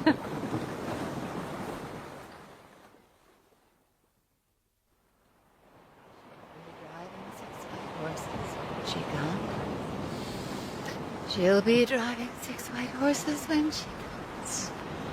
She'll be driving 6 white horses. Oh, she'll be coming round the mountain when she... Whoa. Oh. Well, good afternoon, sir. What? Afternoon? What time is it? 1 o'clock. Why, you've let me sleep 7 hours. I am rather tired. You're frozen. Come lie down at once. Why on earth didn't you wake me? Oh, now don't scold. Please, please, don't scold. I wouldn't dream of it. If I look angry, I don't mean to. You look reproachful. Well, I must say, I feel a bit reproachful. You haven't been fair to yourself, nor to me. How can I trust you again? I'll be good. Promise. Please don't even look reproachful. Please. You promise to obey me as a sailor would his captain? Yes. Stupid of me, I know. Will you promise something else? Readily. Promise me you won't say, please, please, too often. If you do, it's bound to override my authority. Oh, you found me out. It's a good word, but I mustn't overwork it. Quite. Now I can see that you're done in. So to bed with you. And that's an order. Aye, aye, sir.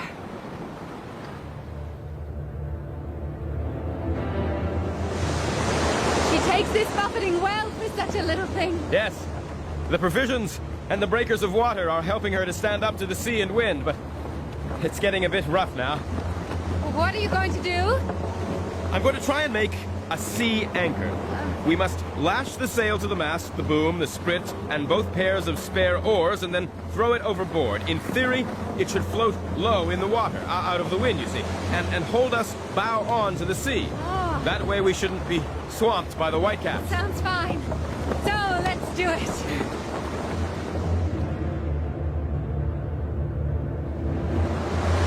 Not bad, huh? Congratulations. Mission accomplished. Now what? Now, well, we're not traveling towards Japan. I wish I'd thought to bring Wolf Larsen's chronometer and sextant. Before long, we won't know where we are by 500 miles. Now, enough of this gloom. You lie down while I take the watch till midnight. That's only 3 hours. By the time I wake you, the celestial designer might have brushed his slate clean and given us an entirely new picture. You're quite right. No point in dwelling on such things.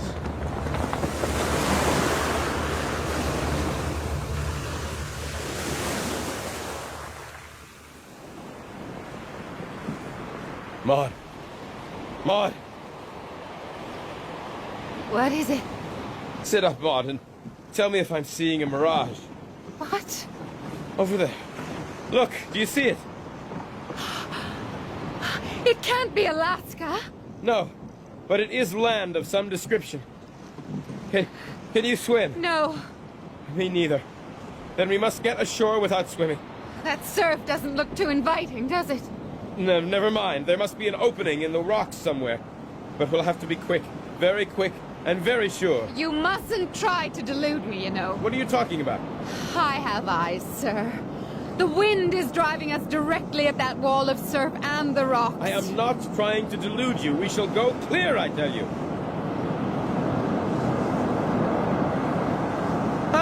My God, we shall go clear! God damn it! We're going clear! I beg your pardon. Don't mention it! You've convinced me! We shall go clear! Look, that headland yonder isn't part of this first promontory. There must be a bay coming up. Perhaps we'll be able to beach ourselves there. What's that sound? Do you hear it? I hear only the surf. No, listen. Oh, surely you can hear it now. Yes. And Maud, look! It is a massive cove there. You were right. Look on the beach. Sails! Hundreds of them. It must be a rookery. Now we're saved for sure. There'll be men and cruisers to protect them from the hunters. There might even be a station ashore. Where we can land without wetting our feet. Now you're getting the idea.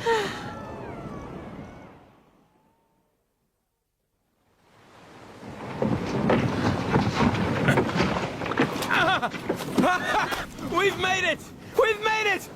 Come, give me your hand. Oh! Don't let me go. What's the matter with me? I really must sit down.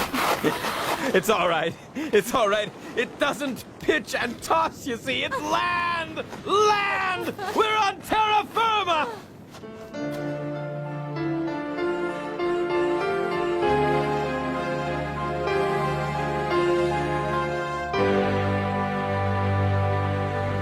There's no shortage of driftwood. And look what I found. A coffee tin. Fool! Fool! I beg your pardon. What a blithering idiot! Thought I'd done rather well to find the coffee amongst all this. No, it's me. I'm the idiot. Why? No matches. Not one match did I bring. No hot coffee for us. Nor soup, nor tea, nor anything. Idiot! Oh, Wasn't it Crusoe who rubbed sticks together? that's all very well in fiction. But I've read scores of first-hand accounts of real shipwrecked men who've tried it, and it never works. Oh, well. We've managed so far. No reason why we can't keep on managing. Oh, but look at that coffee. I know. I'm afraid I have a weakness for coffee myself. It's an excellent blend, too. I took it from Larsen's private stores. He'd let me brew some up now and again. The aroma, I can tell you. All right, enough! What about trying our hand at some kind of shelter? The light's going. There's nothing to be done today.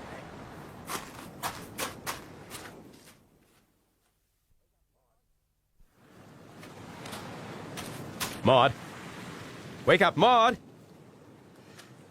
What now? Coffee. What do you say to a cup of coffee with breakfast, Hot coffee? Piping hot? If your object is to torment me, you're succeeding. I've reconciled myself to doing without coffee. Rouse yourself, ma'am, and give me a hand. Dig out the ammunition box and hand me a shotgun shell while I whittle these sticks into kindling. Oh, I'll need some paper. Tear a page from my notebook, will you? Here's the cartridge. Good. Now, let's just open it up. There. Powder on the rock. Like so. And let's see if I can pry off the primer. Do you have the paper? Here it is. Excellent. Pass me that rock there. Now, here goes. Help me with the kindling. Careful. That's it. Look at it go! Oh, Prometheus! Bravo! Oh. Oh, dear. What's the matter? We haven't a kettle. Ah. Oh, wait a minute. What about the tin we used for veiling? Perfect.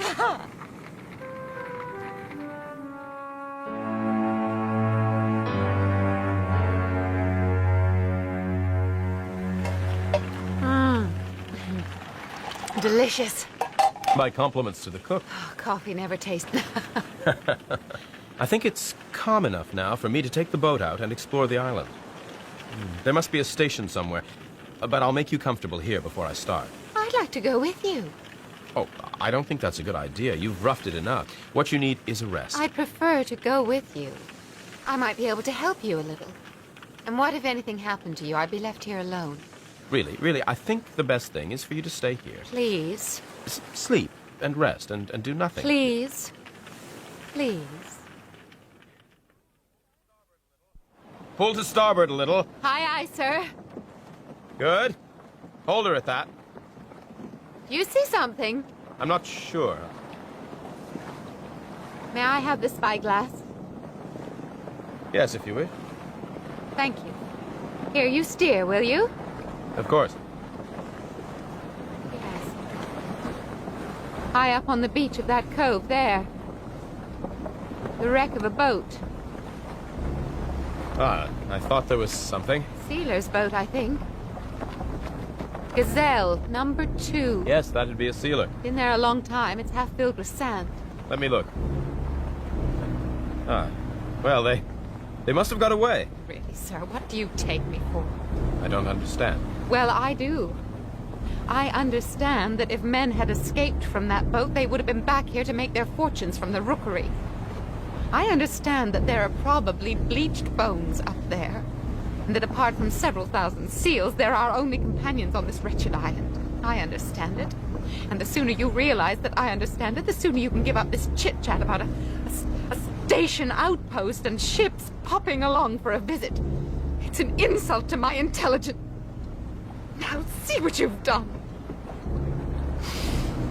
I'm meant to be the first mate of this vessel. It's hardly appropriate for the first mate to be reduced to tears. Even if they are tears of exasperation. You will kindly let me resume my steering. Tell me, am I right in thinking that we're currently sailing by what is termed a beam wind? Aye, aye.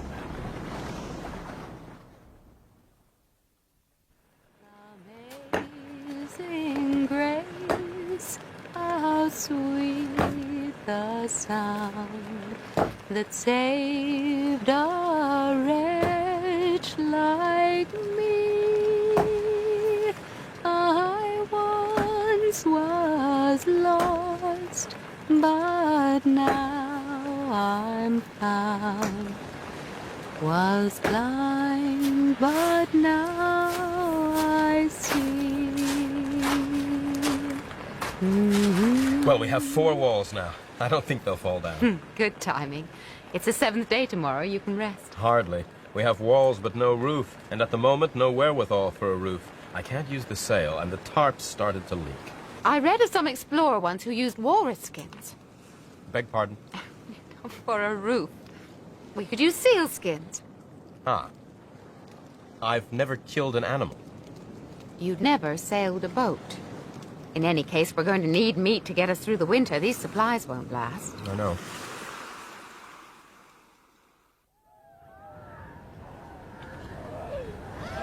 Don't go so fast. You're leaving me behind. Oh, that bull there. I think he's looking at me. Don't panic. Now, I know men club them. The question is, how do they club them? I have an idea. What? Let's gather in tundra grass and thatch the roof. Nonsense. I think tundra grass will make just as good a roof. I don't want to hear any more about tundra grass. Right. Here goes. That long-maned bull there. That's right, my bucko. I'm coming for you. Oh, all his wives are moving away. Perhaps they are frightened of men after all. Oh, Why is he getting up on his back legs like that? Ready to run, eh, fella? I don't think he's going to run away. Watch out, Maud. Come back. Come back to the boat. Run!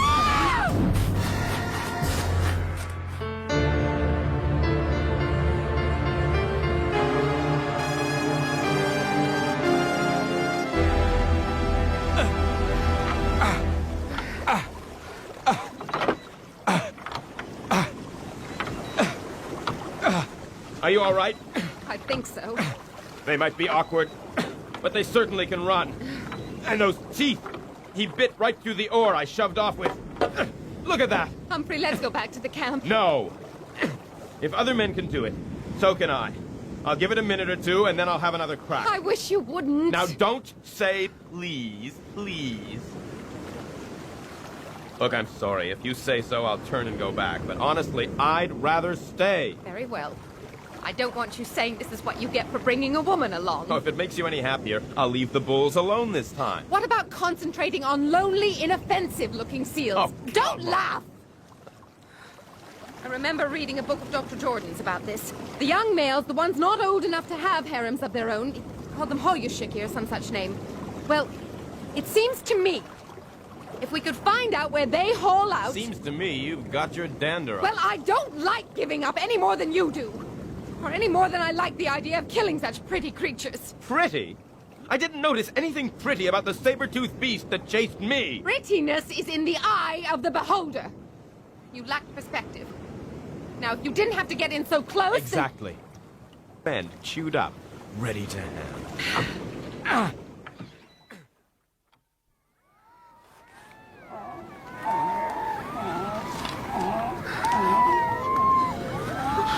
I don't know if I can do this after all. I'm dreadfully afraid. I'm afraid and I'm not afraid. It's this miserable body, not me. Come, hold on to me. There. Thank you. That's better. I'm all right now. I am too. Let's get this over with.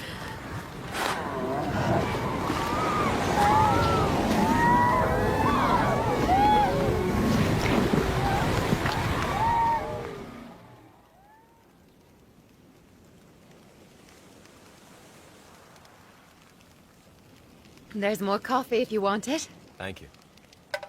How do you feel? Fine. Now it's done. Strangely exhilarated. You know, when we got back this evening, I felt as though I was coming home. I know exactly what you mean. The world of books and bookish folk seems a lifetime away. More like a dream memory than an actuality. It seems to me I've never done anything else except hunted and skinned and foraged. And you, too, seem a part of it. You are my... What? I am... what? You are standing the hardship well. Oh. Yes.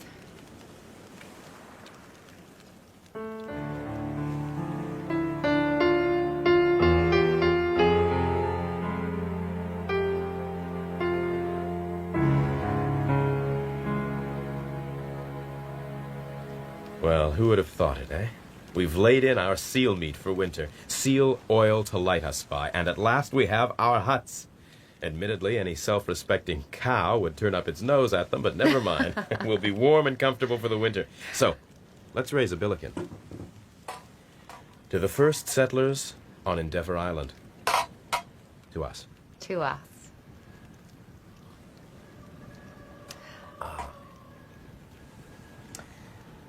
It's turning into a wild night.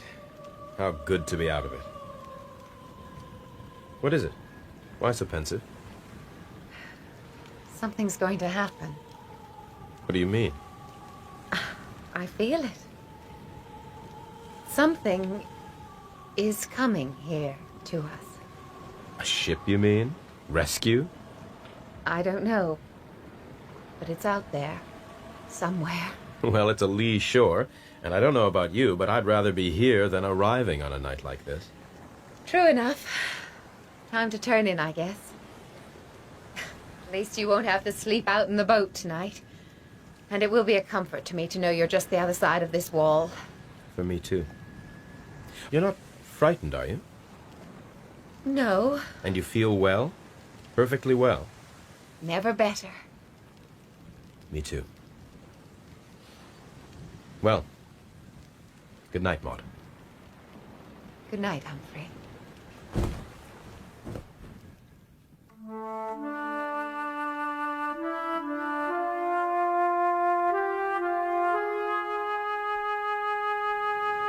Humphrey, wake up, Humphrey. Humphrey, wake up, Humphrey! Maud. Oh, my darling. Please, Humphrey, wake up! What? What is it, Maud? What's the matter? Come outside. Come.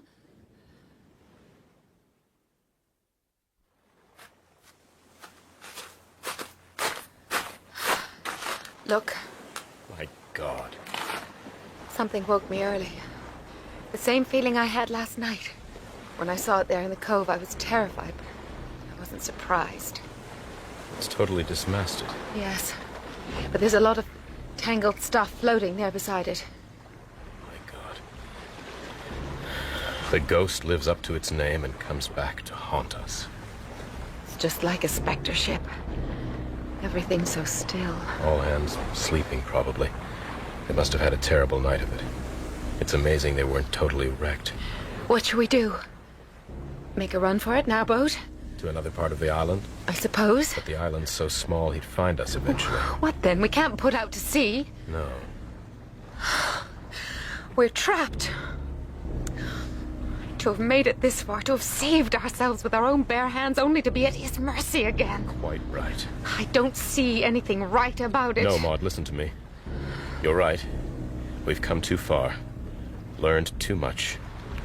Look at that ship there. It's quiet and unsuspecting. As I said, probably all hands are exhausted after running before last night's storm. So they are at our mercy. For the moment, at least. What are you thinking of? Why not steal aboard? What about Larsen? I haven't forgotten about him, believe me. I'll go aboard and settle him while he sleeps once and for all. Murder him. Execute him. There's no court anywhere could dispute it. You know I'm right, Maud. A month ago, I couldn't have done it. But now, well, I'm a different person. Very well. But I'm coming with you. I don't think you're going to... Humphrey Van Weyden! All right.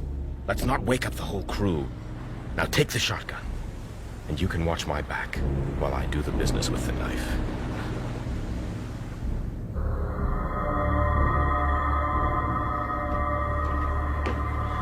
What a mess. Terrible stink. Musty. Like somewhere not lived in. Humphrey. We're not going to find anyone. The ship's deserted. Abandoned. You know, I think you're right. Oh, thank goodness. Oh, I must sit down. Wait, listen. What is it? Listen. Maud. Back up the steps quickly. Here, take the shotgun. Wait in the lee of the galley. Don't show yourself, understand? Yes, but be careful.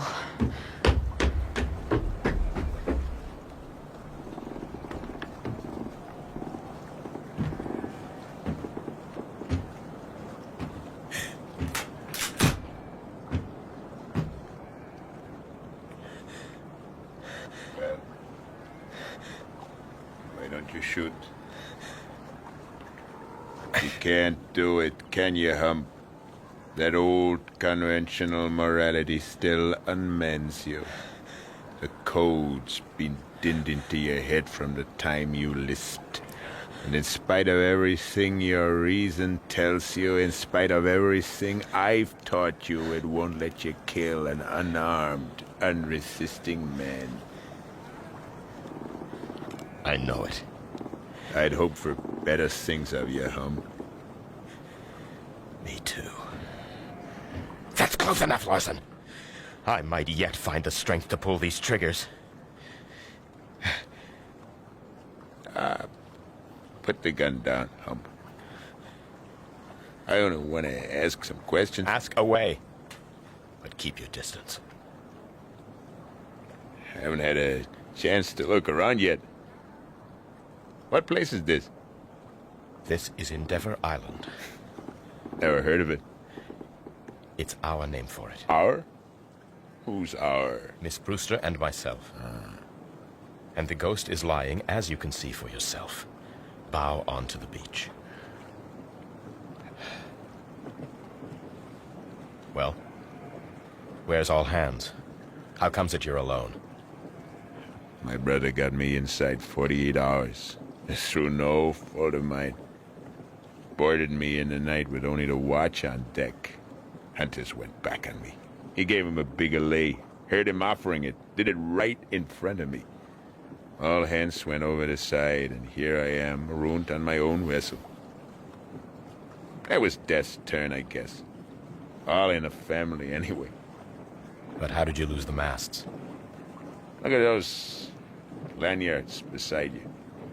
Well, they've been cut with a knife. Not quite. It was a neater job than that. He cut through them just enough to hold the shrouds until some strain was put on them. Who did? Cookie, of course.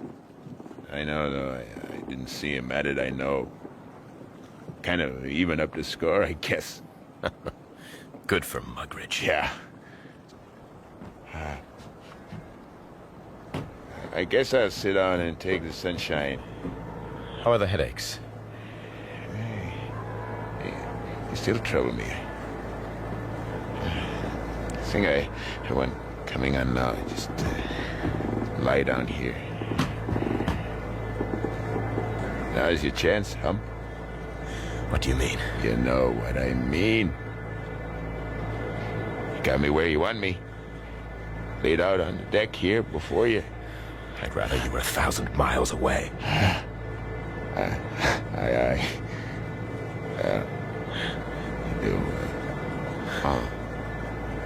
You do what you will.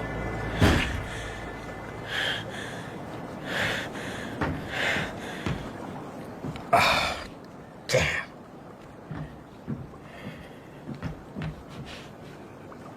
Well? He's right about me. I can't just shoot him in cold blood. Oh, Humphrey. I didn't mean that. Of course you can't. I mean, what do we do now? You stay here and keep an eye on him. Here, take the shotgun. He still has a pair of revolvers in his stateroom. I'm going to take this chance while he's down to fetch them. Then I'll go to the lazarette for more supplies, and then it's back to camp, all right? Yes, all right. But please hurry.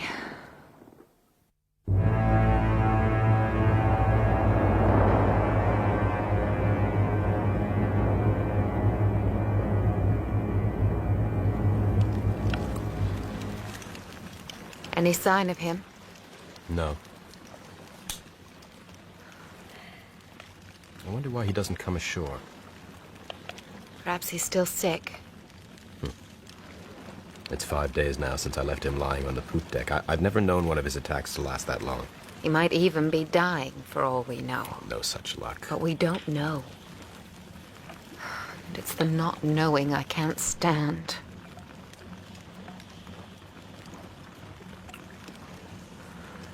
Well, we could do with some more condensed milk. Go aboard again, you mean? I don't mind going. I have the revolvers now, don't forget. Yes, 2 revolvers. 1 each.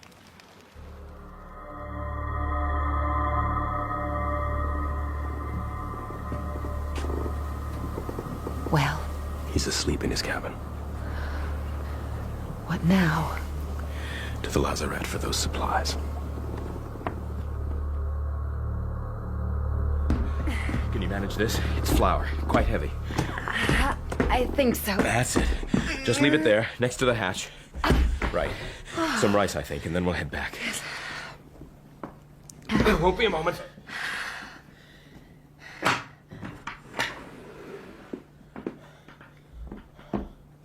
Humphrey! What is it? He's awake.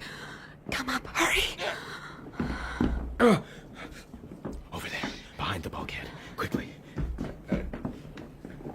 God, don't let it come to this.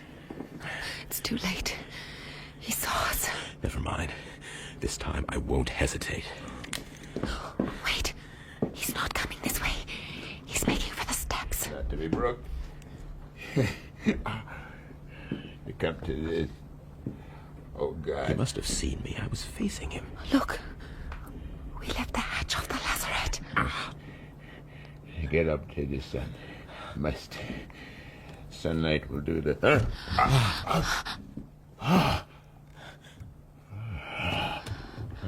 So, have a visitor, huh? Well. That's it. That's it. Gotcha. Welcome back aboard, Hump. You need a weight of some sort, just to make sure. Oh, I know. Oh, did you see that? He's as blind as a bat. He still had enough about him to drop that cover on the hatch, thinking you were down there in the lazarette hold. I know. The devil. Come on. Grab whatever you can of these stores and let's get them on deck. I think he's coming back. To the steps, quickly.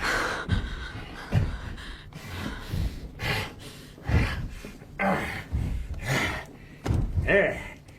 That's the best I can do. I don't think you'll be raising that hatch in a hurry. Hump! Damn you!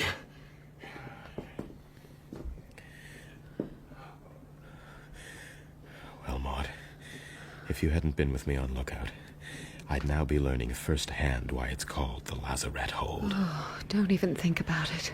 Come on. I need space between me and that lunatic.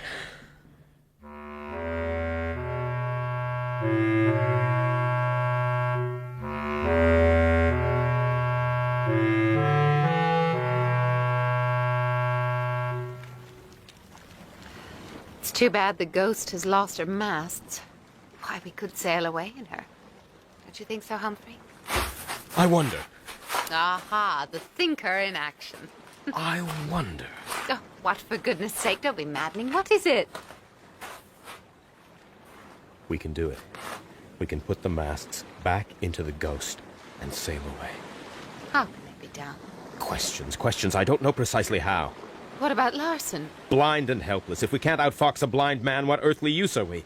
Come along, let's go aboard straight away.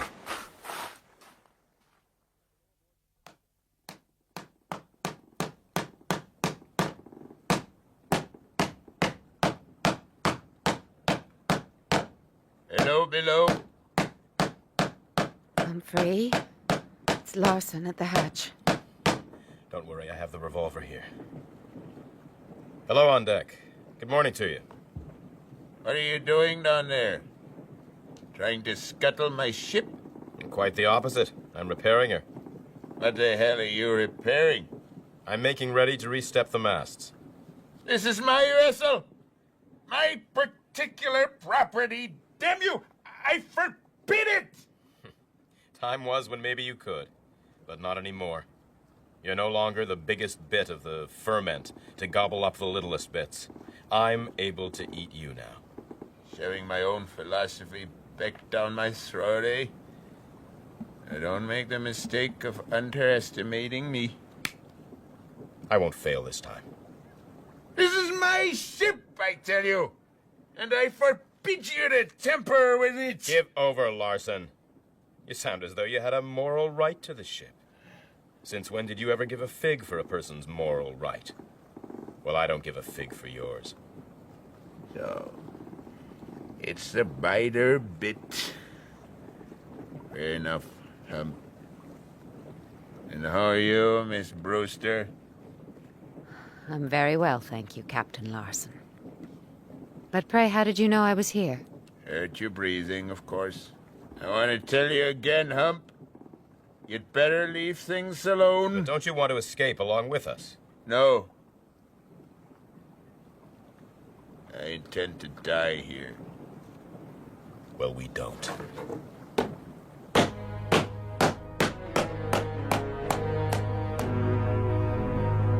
Now, going to need what they call shears. What are they? Basically, a couple of spars lashed together to make an inverted V high above the deck to take the hoisting tack. Shall I turn now? Go ahead. Coil down the slack. Whoa!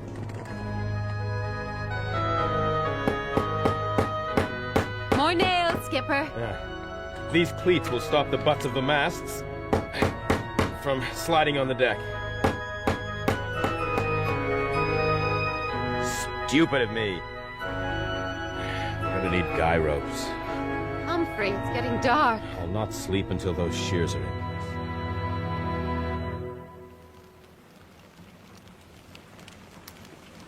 I wish it weren't so late. I'd like to see how it works. Oh, don't be a glutton, Humphrey. Tomorrow's only hours away, and you're so tired now you can hardly stand. What about you? You must be exhausted. You've worked hard and nobly. I'm proud of you, Maud. Not half so proud as I am of you, nor with half the reason. Oh, if our friends could see us now. Have you ever paused to consider our appearance? Oh, enough. I don't want to have nightmares. No, we must turn in. Another busy day ahead.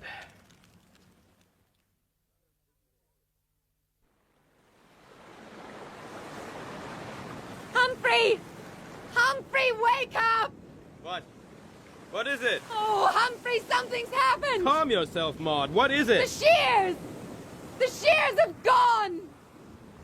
What do you mean gone? By God, if Larsen has sabotaged our work!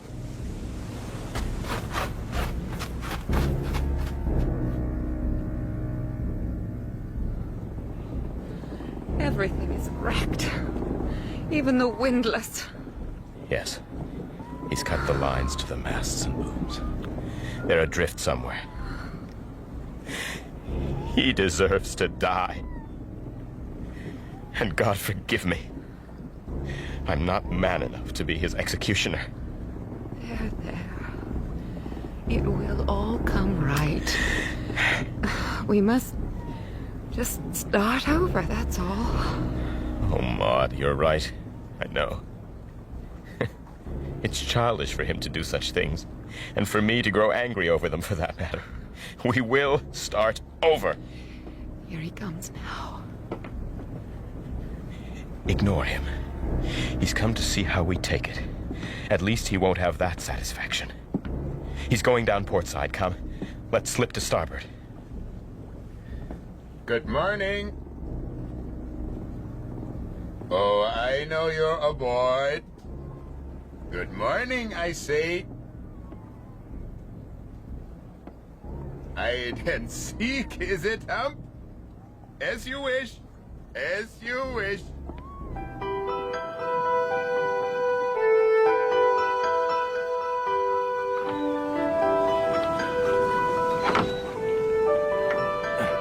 Oh, isn't that one of the masts? Huh? Well spotted. We'll get to seaward and then put a line around it.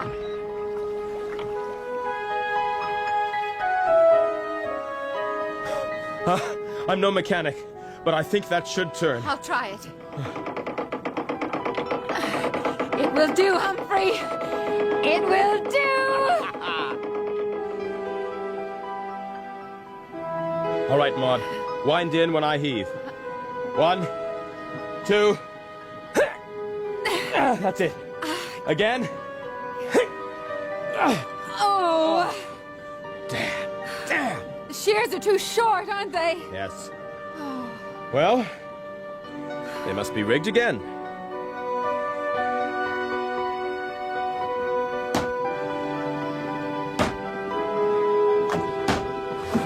Stand by the windlass, Maud. As soon as these extra cleats are done, we can give it a go. There. Humphrey, I think I hear him on the steps. It's all right, Maud. Just stay well clear of him. Hump. Hump! I know you're there. Be fair now. I've left you alone, haven't I? Hump! My head is bad. He has one of his attacks. Oh, Miss Brewster, is that you? Huh? You'll help me, won't you? You knew what this pain was like. I can't make it. Humphrey, he's collapsed. Stay back, Maud. He may be play acting even yet. Listen to how he's breathing. Humphrey, I think he may be dying. The least we can do is to make him comfortable. Give me your jacket. I'll put it under his head. No, I'll do it. Come along now, mister.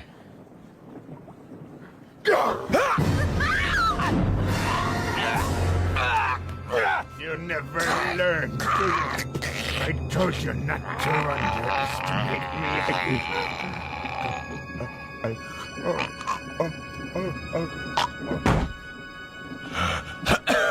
Humphrey, are you all right? Humphrey? Yes.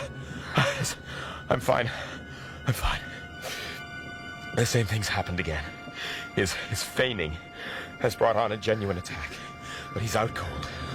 Lord, look at me. He brings us all to his level. Shh. Dear woman, it's all right. You're not to blame. There are handcuffs in his stateroom. From today, we'll live in the cabin, and Larsen will be our prisoner.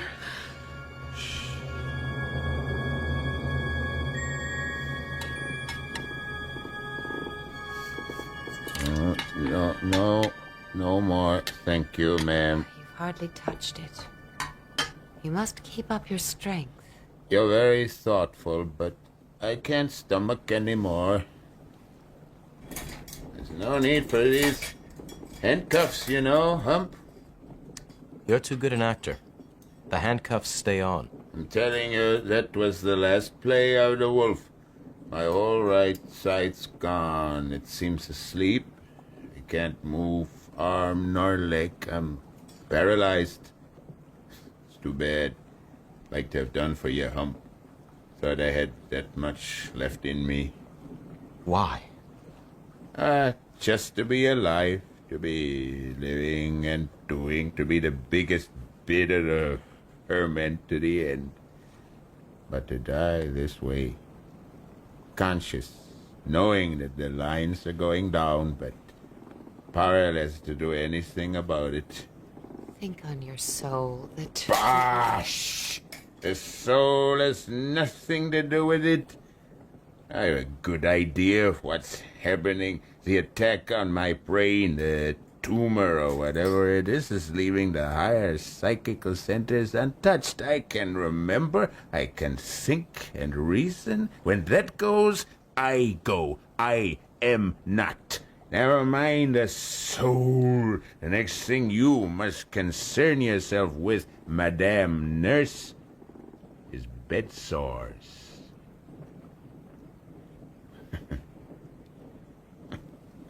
Do you know your smile is crooked? Huh? Then I shall smile no more. I told you my right sight was paralyzed. Now maybe you believe me. So, my smile is crooked, is it? Well, from now on, you must presume that I smile internally with my soul, huh? If you please. My soul. Look, man, my face is still, but my soul is smiling at you. Excuse me. I have work to do. Huh? She's turned into a good, sturdy woman. Fine stern on her. Watch what you say about her, mister. Must be a comfort in the night. Pity she hasn't got a real man to service her. I see what you're about.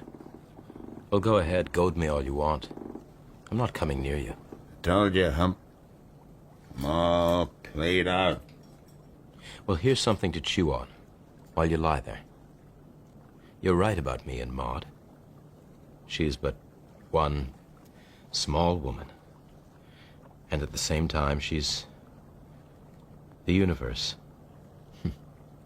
I'm closer to her than I've been to anybody in my life. But what Maud and I have isn't anything to do with your squalid imaginings. You know nothing about women. I know Maud. And I know that I love her. Love? That's right. I love her like I love my life. Because she is my life. She's made me what I am. And what about poor old Maud? One small woman.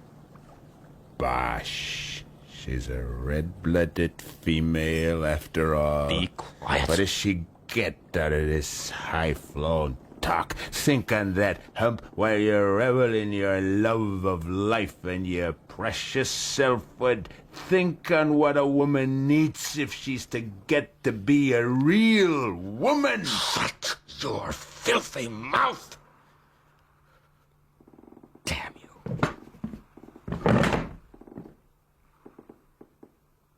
Well, there's a smile or two left in me yet.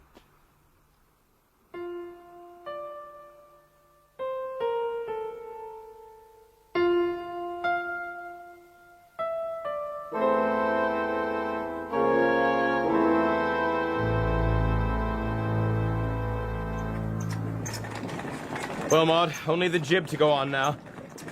What with all the patching and shortening, the foresail and the mainsail are an ill-fitting suit for so trim a craft as the Ghost. Maud, about Larsen. Yes, what is it? I know you regard it as your duty to nurse him. But maybe I should see to him from now on. But why? Well, I just don't want him talking to you with his crazy ideas. He's got a vile mind, and, well, he might... I appreciate your concern.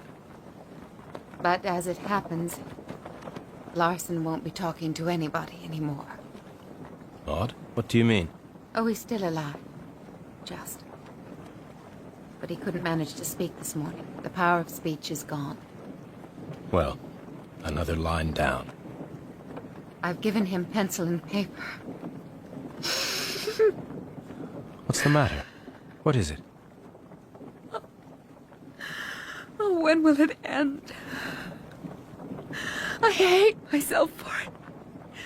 But today I found myself wishing him dead. Come, Maud, don't break down on me now. Tomorrow we sail, and all will be right, I promise. Come, give me your hands. Oh, don't look at my hands.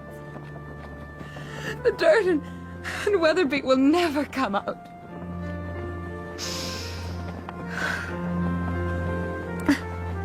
I should be ashamed carrying on like this. No, don't take your hands away. Please. Please.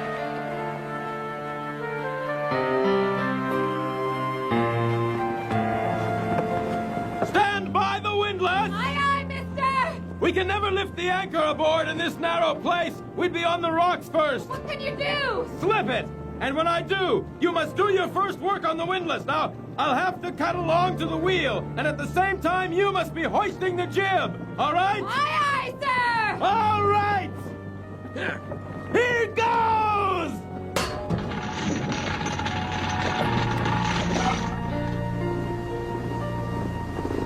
Humphrey, you can't stay at the wheel indefinitely. Please, heave to and rest. We're making at least 11 knots. I must hold to this as long as I can. I'll reef the sails at sundown.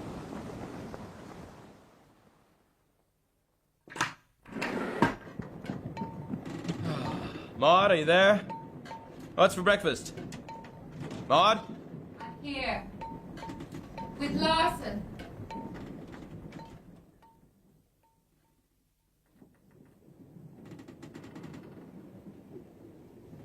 His life flickered out at last this morning.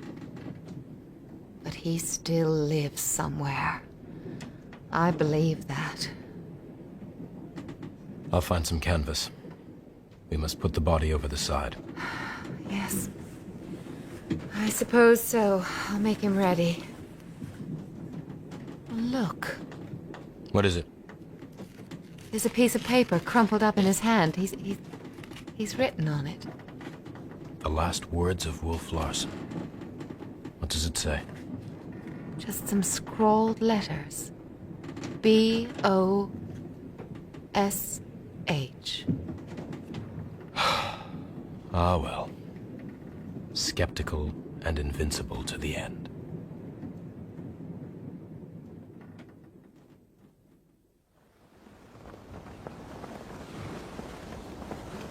I remember only one part of the service. And the body shall be cast into the sea. But Humphrey... I'm sorry, Maud. I do unto him precisely what he did to another. Mind yourself while I tilt the hatch cover.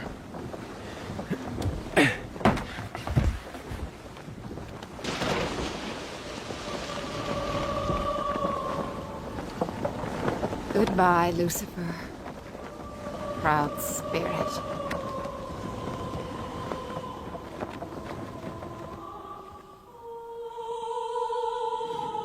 Here. You've earned it. Thank you. Oh, I believe I'm going to cry in spite of myself. It'll do you good. I ought to be ashamed. But after all, I'm only one small woman. Where did you get that phrase? What phrase? One small woman. It's my phrase. I coined it. Did you now? I've known it all my life. It was Daddy's sort of pet name for my mother. Well, it's my pet phrase, too. For your mother? No, Maud. Not for my mother. Humphrey, did you hear that? Yes, I did. Let's get on deck.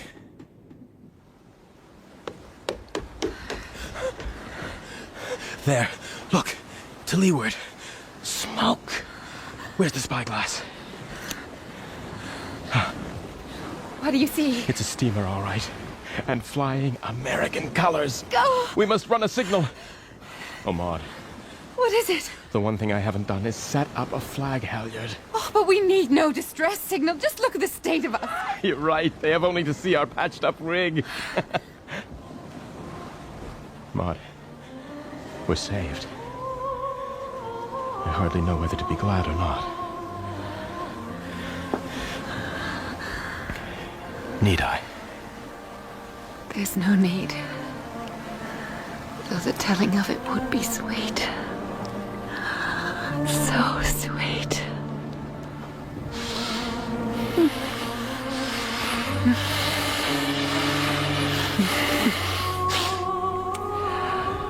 One kiss more, dear love, before they go.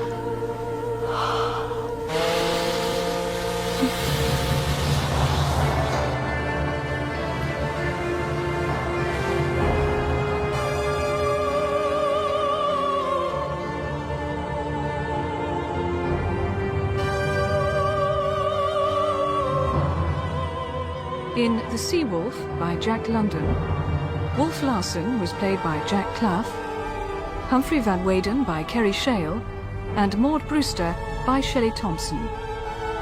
The Sea Wolf was adapted for radio in 4 parts by Ed Thomason. Original music was composed and played by Elizabeth Parker of the BBC Radiophonic Workshop. Technical presentation was by Roger Danes, Keith Graham, and Ian Pratt.